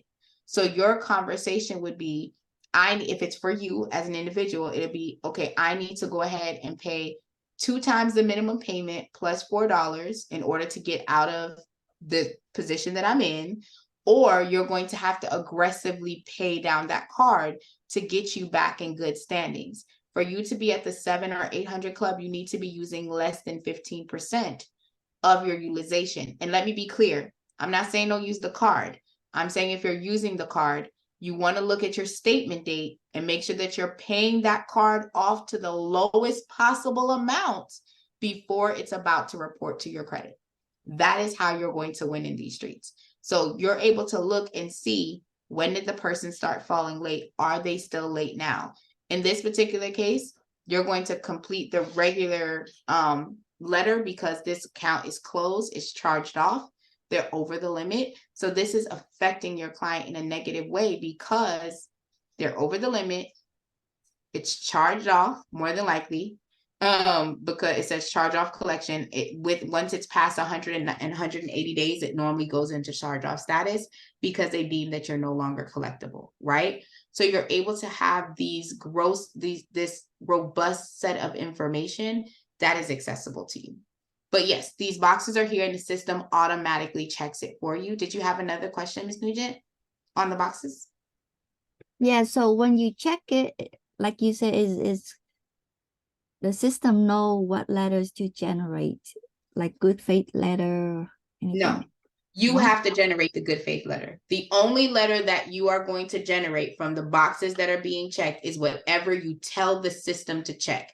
The system only knows this has a problem, this is impacting the client, this needs to be disputed. You have to go in and tell the system what letter it's generating for you. Okay, and we do that in the attacks. That is correct. You got it. You got it. And then I'm sending you a picture. On the report, I noticed like sometimes the 3 credit bureaus don't have the consistent report. Like my example here is one is empty and one is look good and the other is grayed out. What's the grayed out? You said what's the grayed out? Yeah, what's the grade? there's no information, so nothing was provided. So in this scenario, is there anything I can do to make it consistent? No, because according to the notation, if you look and file, it says you've made 100% of your payments on time. So what are you trying to make consistent? You follow what I'm saying? It's saying that Make you're it all, paying on time. yeah, all green instead of gray. Is the gray That's is irrelevant. I don't want you to lose focus. The issue is not whether or not it's gray or not, right? It's just missing data. It's not great comeback, Anthony. Yes, that missing information is not hurting your score. What is hurting your score is this information that you see here. So when you see N or XY, it says no data, no activity. That's not impacting you. What'll impact you is a 30, a 60, a 90, a bankruptcy, a charge off. Those are the only thing that you're going to be concerned about. okay? All right. Other than that, if you look up on there, it clearly says you've made 100% of your payments for this account, which means right here, if you were to click on payment history for that particular account, it will show payment history is at 100%. So there's nothing for you to correct. Does that make sense? Yes. Don't work hard. We're going to work smart over here. We don't work hard. We don't work hard. That's not anything for you to worry about because it's not impacting you. So, but great question. Because a lot of people do worry about that. What is impacting you is, are you late? If you are not late, you are completely fine. Yeah. Okay. Now, Victoria's Secrets is one company that they will report your information from the day you started the account, and they report every single month. So you will never see a gray if you're working with Victoria's Secret. But other places, other cards, sometimes Capital One, excuse me, Capital One is really good for like missing 2-3 months and then jumping back in and being like, oh, by the way, they're on time. Like, really? How you do that to me? So yeah, don't be alarmed when you don't see any activity. Any other questions that you have on this? Yes. Before I didn't know better, I signed up for those program where they boost your Score? score. And later on, I found out that those programs are actually helpful for your report. Is that accurate? No. I think it depends on the person and the profile that you have. If you don't need it, don't use it. Like my son, who's 19 and in college, he needs it. A person who might be rebuilding their credit, they might need it.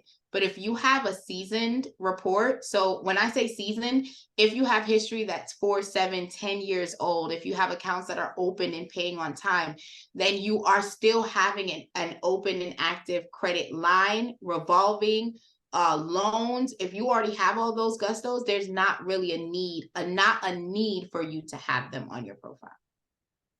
Okay. But is it hurting you? It's not hurting you. It's not really doing anything for, in my opinion. I feel like if you already have accounts that are doing things for you, that's not necessary for you to have. If I decide to close them, I mean, it's already closed, but if I decide to take them off, is it possible to take them off? So you can dispute it, but the question will be why. If you've already closed it, so think about this. You've already closed it.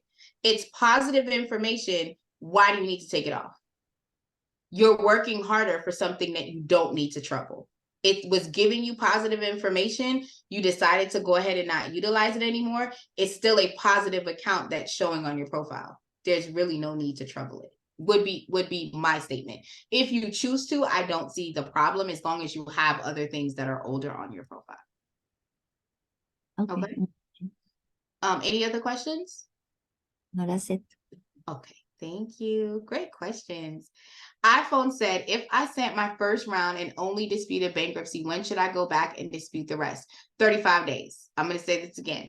Anytime you guys are generating letters and rounds, you want to go ahead and send it 35 days. The exception to that rule is if it was a static letter. If you are sending out a static letter, a personal information letter, a goodwill letter, that I don't care if you go ahead and break the law, not the law, you're not breaking any law with the static letters, but you can go ahead and be more flexible. So if you sent the round of attack for the bankruptcy and the only thing you had selected, so you had unselected all of these things down here, but you came up here and you selected only the bankruptcy and you did it as a punch of fury, fist of attack, nerve attack, whatever attack round you did, you are going to wait the full 35 days, come back in and generate the next round of attack.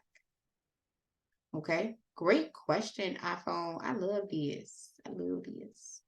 Can you tell me what to do when the third-party agency comes back with a verified Chapter 11? If you are, that is a great question. I know, just for transparency, that would be a question that would be more for the pro group. What I can advise is that you can go into the static, and I'm going to show you the static letters in a moment, and you can print a letter to go to the bankruptcy court, and you can send that letter off to the bankruptcy court. You will get a reply back that says that they are not sending letters to the credit bureaus, or they do not support the information in there. And then you can take that letter and send it over to the credit bureau because they said so. So that is a workaround when it comes to the bankruptcy court. You can go ahead and generate that letter. It isn't a static. And again, static letters are all free as long as you have money in your bucket. Roberta said, unless they report a credit line in exchange, there won't be a change. Yes. So that was to you, Ms. Nugent. If they're not reporting a credit line, there's not an issue. Since you've already closed it out, I wouldn't be concerned about that particular profile. It's not really creating any hindrances to you at all. I love me some Anthony. Anthony said, preach. I don't know what I said, but thank you. I appreciate you. All right. So once you have gone through and you have done all of this, you have to click Save Filter, guys, for it to move on to the next round. Okay. Roberta, when you said, would I send it to the data furnishers? What do you mean? Do I send the letter to the bankruptcy court in my next round? I definitely would. Yes. On my next round, I would send the letter to the bankruptcy court. The bankruptcy court letter is a free letter. I don't see the problem with you going in now and actually clicking on static letters and clicking on bankruptcy court. You can send it now. You don't have to wait for the bankruptcy court letter. Data furnishers.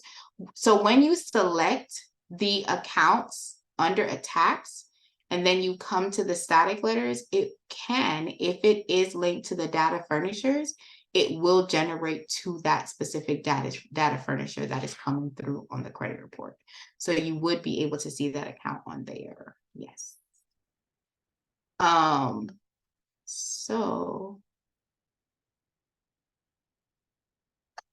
cool. Okay. So as you scroll down, this is the static letters. We have a cease and desist letter. You do not necessarily have to do a debt validation letter. As far as depending on the letters, because I've noticed that some of the flows that we have and some of the letters have the debt validation letter in there. If you are selecting, and this is why I'm saying you don't have to do it. If you have pro and you're doing the creditor letters, the debt validation letters are in the pro. So you don't have to come in here and select the debt validation letter by itself, right? I don't want you to overwhelm yourself. If you have late payments, start with the goodwill letter, okay? If you are doing settlements with your accounts or anything like that, generate a pay for delete letter and see if the creditor is willing to go ahead and agree that if you pay X amount of dollars, they will remove the letter, they'll remove the debt off your credit report. Try to get that there. I have a workaround for that, but I'll teach that in class. Don't worry about it. The bankruptcy court letter is right here. The personal information letter is here. And all of stall letter, I was talking about the stall letter earlier. I wanted you guys to see it. So if you get no response, or if the response you get says, we think you're using a third-party company, we don't believe it's you, you can come here, click on stall. You would put the date of the original letter that you sent and mailed out. If you have the pro feature, you can add the original letter here. It will then print the stall letter with the original letters out, so that way you can mail all of the things together, okay? But that's basically what you would do if there's a stall. Other than that, the secondary inquiry letters are here, and you would click on all of them when you're doing the round. Again, I can't click on it right now because all I have is my free attack, and I did not put any money in the balances to generate the letters. So I want to let you know that, but that option is here. Did you have a question, Ms. Nugent? Yes. So for my case, I have during COVID, I have a lot of late payments on car loans and mortgage, and charge off, a couple of charge off. Which options is recommended? So we're talking about two separate things. You're going to do the standard attack for any charge off or collections that you have. If you have accounts that are open and only have late payments, you're going to come to the attack center. You're going to click static letters, and you're going to click goodwill letters specifically for those people. But you would do that separately. So I want us to do it one at a time. I want to start with what you have to do first, and then we'll come back with how you're going to handle the late payments, because the late payment one should not be selected in the dispute tab, because you're going to do the goodwill letter first. So under your dispute tab, what you should have on here are all of the ones that say charge off and collection. Yeah. Okay. Oh, so okay, so you have to deselect them. You don't select them all. You have to do one by one. So if you are just doing the standard attack, I want to make sure that I'm making sense. So hold on one second. If you're doing the standard round of attacks, you're not doing a late payment. So using this as an example, this account is open. I don't want, and it is active. I am not going to generate a standard letter if I'm doing the late payment method first. I'm going to unselect this option, and then I'm only going to select the ones that are going to be with the round of attack. So then okay, when I go in, I'm going to be generating. So I've now deselected it. I'm going to hit save. And then I'm going to go here, and based on the flow chart, I'm doing Punch of Fury, Supreme Boosted. And if I had the pro, I would be doing it to the creditor, but I'd also be doing the static letters. So I would come here first. I would do the Punch of Fury, Supreme Boosted, handwritten, and I'm going to hit start round, and I'm going to hit confirm. Okay. Now I'm going to go back after that round is done. I would then go ahead and select my static letters for LexisNexis, Innovis, LCI, ARS, Credco. Okay. And then I'm going to hit confirm, but you have to have money in your balance to do that. Okay, got it. Then I would go back to dispute. I would unselect all of these, right? I would unselect everything. So select all, deselect. Okay. So I've now unselected that. I've unselected all of these. For this specific account, because I'm doing a late payment, I'm going to select this account. I'm going to save it. If you want to do all three, that's fine. And I'm going to go to static, and I'm going to do goodwill. And then I'm going to start that round specifically for that letter, because remember, the static letters are either account specific or it's specifically to the third party vendors. So the information that you want to be on there is specific to what your needs are. So if you're specifically wanting to deal with late payments, you're going to do your regular attack on all of your other accounts, but you're not going to attack the ones that you're doing a late payment flow with. You're going to unselect them and then come back in and do a good faith letter for those specific accounts. Does that make sense? Yes, that's a lot. I'm gonna have to come back tomorrow. Sorry, but I have to go to class now. No worries, no worries. Okay. So Anthony said, with the free dispute round, because of Credit Dino, does that include mailing or is it just for the letter? Great question, Anthony. It is just for the letter. So you still got to pay for mailing, boo. You still got, bye. Have a good one. You still got to pay for the letter. Hold on, let me close this out. So if you come here, I'm sorry. If you come here, you'd be able to go ahead and select how the letter is going out. You'd be able to make it double-sided or single-sided. If you watch the flow is saying that this is supposed to be a single-sided letter. Again, it's supposed to be handwritten. You're not doing anything to the CFPB right now because you're sending out your first round, okay? And then you're going to come over here and you're telling the system what you want to do. So if you're like, I want to send out my first round, I'm just going to be honest with you. I've done research before. I normally, if I do certified mail, in the past, I only did it in round 3 and round 6. However, with the previous rounds of attacks that we had, Dominique had us doing it in the first round. Now you do not. You can do it. You can leave it standard mail if you choose to track it because you're like, I need to know when it gets there. You would just come here and select certified, and then the amount of what you have to pay will be notated. But great question, Anthony. The free attack is only for the generation of letters for that attack round. It does not cover mailing. Sorry, darling. You have to pay for postage. If it does include mailing, I assume it doesn't include certified mail. So how do we upgrade to certified mail? So yeah, this is exactly where you would go. You'd click on the mail and you would change it from first class to certified, and then you'll hit pay for mail. If you are wanting to do it yourself, you would click on download all. Ooh, don't download it, chat. It's going to download it. Okay. And then you'll be able to print it out. Yes, chat. I know you was watching. All right. I like it. I like it. Okay. So we have now completed the first round. Now, what I want to say is that if you are doing this and you have the pro, you will have different boxes. So you would have a box that says attack, and then there will be a white box next to it that says creditor. And then when you go in and do the static, you'll have another box that says attack 1 for, what is the word I'm looking for? Attack for static. It'll say static letters. So those options will be there. And then when you go to history, you'd be able to see the letters that you generated. If you want to use the system, you'll be able to see that information here. What class was the letter? What's the ID? If you did certified and the tracking number is available, once it's located, it'll be there in the system as well, right? So you'll be able to see the history of the letters, the history of the credit report, the history of the credit scores, all of those things.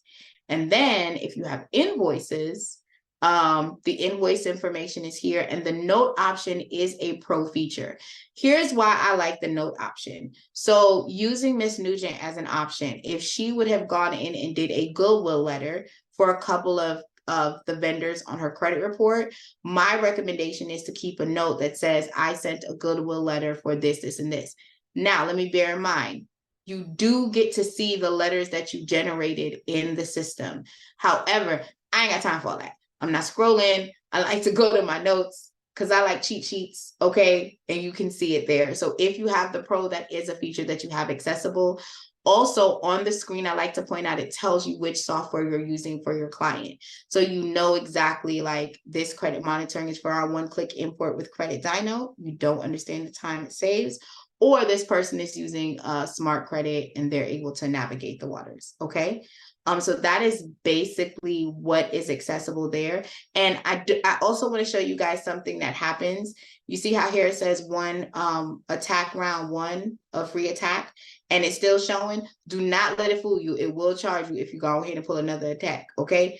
For the same person, and it hasn't been the 35-day window. So you only want to come in here 35 to 40 days to go ahead and pull the next round. And again, Credit Dino gives you a flow for a full 12 months. If you have the Dispute Panda Pro, you're getting letters for the credit bureau, you're getting letters for the creditors, you're getting static letters for you to send out, right? All of the things that you need to be successful and be what? a beast in these credit streets.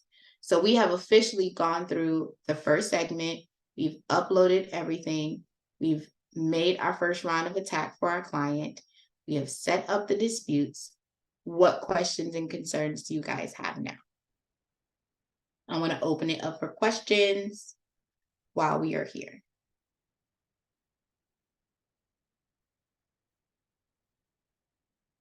Any questions? Any questions? Thank you, Anthony, for all your great questions. You are the best. Any questions, guys? Let me check the chat. Miss Clay, I know that you're not always able to come off of mute. Do you have any questions? You can put it in the chat for me to answer for you. David is dropping all of the information. Again, customer service is here 24/7.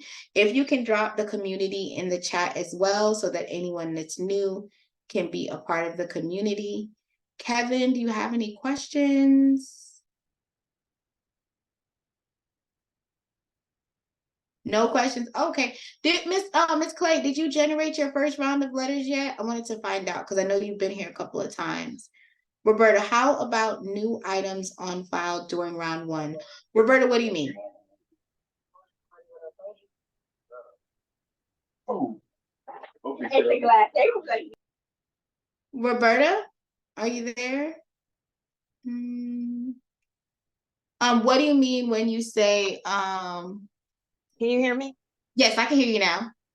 What about, okay, so you sent the first round and then when information comes back, you realize that there's something new on the person's credit file.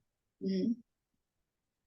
That happens. You have a conversation with the client about that item that shows. So my method is when that new account shows up, my question is, do they know about it? Because sometimes it happens a lot with like doctor bills. They've gotten the notice, but they didn't respond to the notice. And all of a sudden now it's popping up on the credit report. I go on to the next round of disputing. There's no flow difference. You follow what I'm saying? Just because something new dropped. What we will have a conversation with is, did you know about this? Right? Because the issue is we don't want you in the process of us fixing, right? And we're sending letters. It is not going to be beneficial if you know that you have things waiting in the back and you're not attacking them and we're not having a conversation about your budget, where this money is going, making sure that you have a holistic view, because the goal for you to fix your credit is either you're getting a house, you're getting a car, you're trying to get a job, right? What is the end goal? So we're going to have a conversation, because even if I write all the letters known to man, if you're still letting new things drop in, I'm being counterproductive. And now I'm taking your money, but you're not going to see traction like you're supposed to. Now, if it was a fluke, like, oh my gosh, I totally forgot about that situation, then cool, let's talk about it. Is it something that is fresh, like a doctor's bill that they can go call the doctor, pay it, and it comes off right away? Or is it something that is a little bit more seasoned, and then you're just starting the standard attack round on that file like anything else? Does that make sense? Yep, thank you. My pleasure. Great question. I wanted to make sure I knew what you were talking about, Chapter. Sometimes they do that to us. They will go ahead and let that stuff stay there. I'm like, why you do that to me? iPhone says, on average, how long does it normally take for a bankruptcy to clear? I cannot give you this is how long things take to clear. Just for transparency, I cannot give you that, because I've had one bankruptcy client that I was able to get off in 3 months. I have another bankruptcy client that is with me and we are in our 7th month and it's still showing there. So I like to explain that the file depends on how quickly can I get the information back? What information am I getting back? Is the bankruptcy court responding? There all these things that are moving pieces. So sometimes it can be removed. Like sometimes I don't even get the bankruptcy court letter. I've sent out the paralyzing touch attack on one of my clients in month 5, and the bankruptcy was removed off the credit report from that letter. Again, I've used that for another client and we're in month 8. That's my month 5 or 6 letter that goes out. And when I was using the previous flow, and I think it's month 6, and that particular client still didn't get the bankruptcy removed, but another client, it got removed on month 6, right? So there's no like dedicated time that I can give you for anything. Miss Clay said, yes, I have sent my first round of attack. Okay, Miss Clay, because I know you being here, girl, working. Okay. Miss Wendy said, I messed up and I did not write a letter. So when they got back with me, it was a collections letter instead of an opportunity to clear the debt. Okay. Did you have a question with that? Okay. Miss Clay said, I sent off my second round of, I guess, attacks on the 16th of this month. Okay, honey, let's go. Track your tracks now. Okay, track your tracks. I don't have the bankruptcy court letter. Okay, so you did find the bankruptcy court letter, iPhone. Okay, good. I want to file bankruptcy on a judgment. I am on disability, so they threaten to take my taxes every year. How do I fix this, or how do I do that? There is not a lien. That is definitely outside of my scope. You want to file bankruptcy on a judgment. So I would say to go through the bankruptcy class. I know that they do have classes online for you to get that information on filing the bankruptcy. But as far as taxes, that's outside of my scope. I'm so sorry. I would say if you are in the pro group, maybe bring it to Dominique. Maybe he'll be able to review that option with you and talk about those things. I never touch taxes. And when it comes to bankruptcy, I do have a lawyer that, depending on what state you're in, I have a couple of lawyers that I refer out to for clients to have conversations with if that's what they decide. Like they're like, listen, I want to file this bankruptcy. That's where I go through. You're in Detroit, Michigan. Yeah, I'm again, that's outside of my scope. But if you're in the pro group, definitely bring it next Thursday to Dominique, and maybe he might have a better response for you as it pertains to like the taxes and all of the things. But if there's no lien, I'm not quite sure where's the judgment. So the judgment is normally a lien. So did you get a judgment? So you did get a judgment, and now you want to file bankruptcy. I would say, yeah, there's a lot of bankruptcy lawyers that will go ahead and I actually went to court. You went to bankruptcy court already, or did you go to court for the judgment?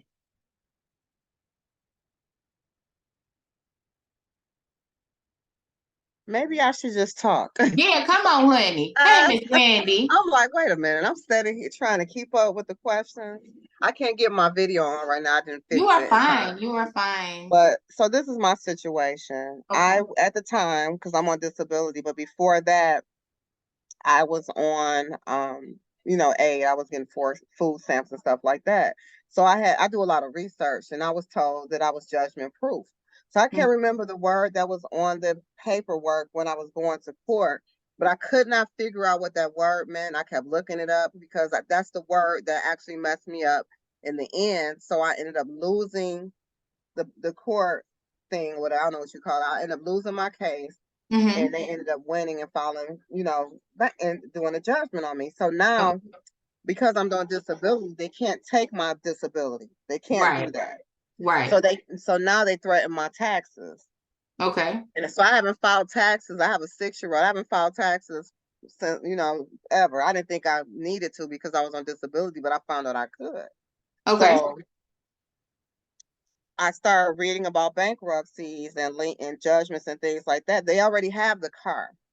I gave them back the car, Okay. So I'm like, why are you still coming after me? Because usually judgments have liens on them because my car was a note. So by that being a car note, that's almost a lien. If I don't pay it, they take the car. So they're still trying to make me pay the $14,000. So it sounds like it was a collection agency and then they sued me or something.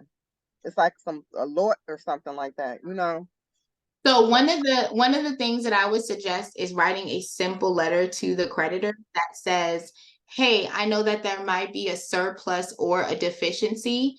Would you provide me with that information? Because here's the thing, you're coming after me for funds, right? They're coming after me for funds. I need to understand if you got the car, you sold that car. If you sold that car, how much did you sell the car for? And what was the balance that was left over? Was there a surplus? If there's a surplus, that means that they got more than what you owed for it. The difference that they got is supposed to come to you. Right. If there is a deficiency, that is the only thing that they should be asking for. So for instance, if they sold the car for, you owed $14,000, they sold the car for $10,000, there's a $4,000 balance. The judgment or the amount that you owe is now that $4,000 balance. So do I take them back to court or something like that? Is that how that works? That would have to be a conversation with an attorney. What I would do Okay. in this particular case is send a surplus or deficient letter, and deficiency letter, and it's just saying, hey, I received notification. Can you please provide me with an information as to when my car was sold? Was there a surplus or was there a deficiency? And can you provide me that documentation? Okay. All right. Thank you. No problem, because then you'd be able to kind of navigate the waters from there a little bit better. So what if they don't respond?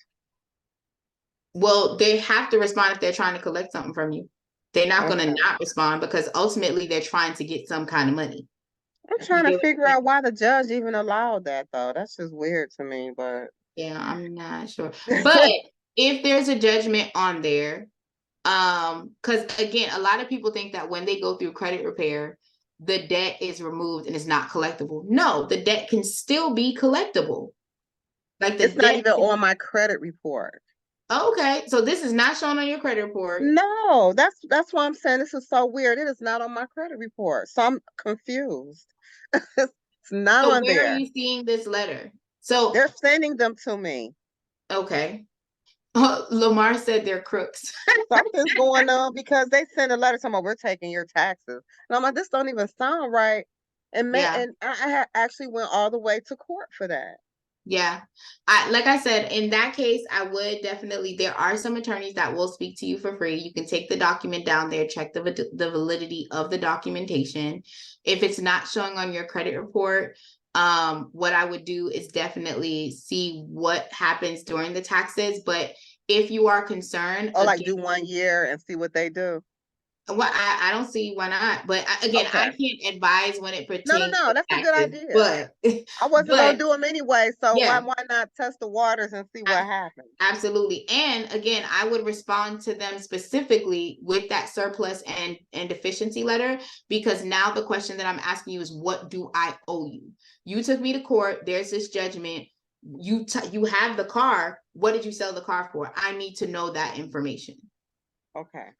Okay, that would be my move. But yeah, don't sit on your money now. It's so confusing. I'm like, I don't even understand all of this.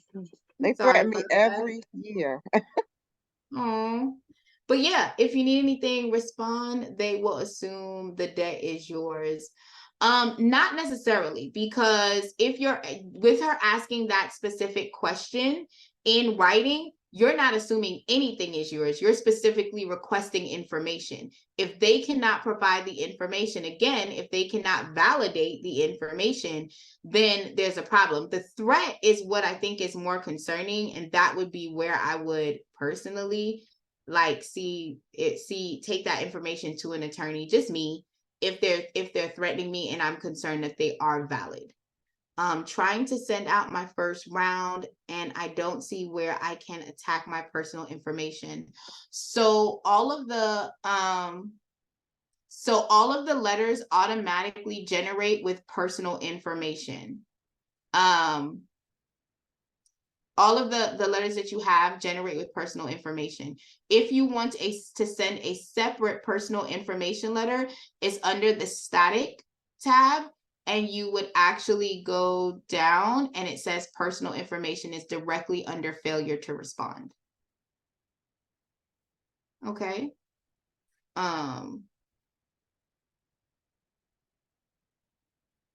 Any other question? Do you see it? Do you see the letter that I'm talking? I mean, I know you see it on the screen, but but did you see it on your end? I hope you were able to do that. Oh, the other thing that I wanted to show before I let you guys go is if you guys are consumer based or you write your own set of letters, okay, you can click on add and you can put the free form letter that you're looking to use in the system, and you can also save it as a template. Once you do that, you can click save. You can click use template, and then what will end up happening is whatever you type in here, instead of generating the round of attack for the like the punch of fury round of attack or the nerve attack letter, instead of you doing all of that, it will only print out what you wrote in this custom format. So it is a way that you can do consumer based letters, or a way that you can do factual based letters if you are a factual junkie. Again, this is for, because this platform is for people in all stages. So if you are not there yet, please do not fret. But if you are, this is an option for you to write free form. Come on, Lamar, talk about what you love. I like him. I like him. All right. And thank you guys so much for everyone that has been in the group. I'm going to do another shameless plug. This is free 99, y'all. Go ahead and get into this community. Okay. I want you guys to be in the room. If you guys have questions, concerns, comments, or anything, you have a team here. The customer service support at Dispute Panda is there 24 hours a day, 7 days a week. I am only here Monday and Wednesdays, and sometimes Thursdays. Okay. Because sometimes my husband be taking me out every now and then. So if he does, Thursday night be our date night. But if he doesn't take me out, I'm in class on Thursday night because I'm serious about my business. So you guys can definitely pull up on us next Thursday, not this Thursday. What is the name of the group again? So the Dispute Panda community group, JM or David will drop the link. You can go ahead and join the community and ask credit questions there, from people who are using the platform as well. What else do I have? We talked about the community. Please, please, please, please, please, when y'all are in the training flow, guys, don't forget, don't sleep. The actual free information as to how to be a beast in these credit streets and how to dispute is automatically there. So you don't have to question, you don't have to ask. It even tells you exactly where you should be clicking for what. Did you hear what I say, y'all? For what? It has everything in there for you. And it even shows you on the screen here that this is what it looks like. It's going to show the creditor letter. It's going to show the static letter. It's going to show the attack. So all of the information is there for you to get what you need. And then you come back in and you generate your attack letters, and it shows you who you're selecting. So even if for some reason I went a little bit too fast and you're like, I don't understand what's going on, don't worry about it. You have the cheat sheet right there. Okay. Can a person use this as a business? Yes, you can definitely use this platform as a business. I do. Okay. I definitely do. In my Tabitha Brown voice, I do. Okay. So if you do credit repair, you can definitely leverage this platform. If you are doing it just for yourself and family, you can leverage this platform. So we just want to be able to help you be successful. And if you are in the pro, you are able to go ahead and meet Thursdays with Dominique Brown to go over mindset, ask questions about doing credit repair, what the flow is, even down to like, how do I do pricing points? All of that information is available. Again, any other questions? Because I done had y'all here for a long time. My husband came home. My husband is home. My husband is home. Why did I just made a song? Okay, I was about to do the Beyonce one, but I wasn't on key, so don't worry about it. Don't worry about it. Will we get an email for mindset? I don't believe that there's an email for mindset. I'm not quite sure what you mean, but you do get the flow. You do get the on-demand course that takes you through, and I can actually show you.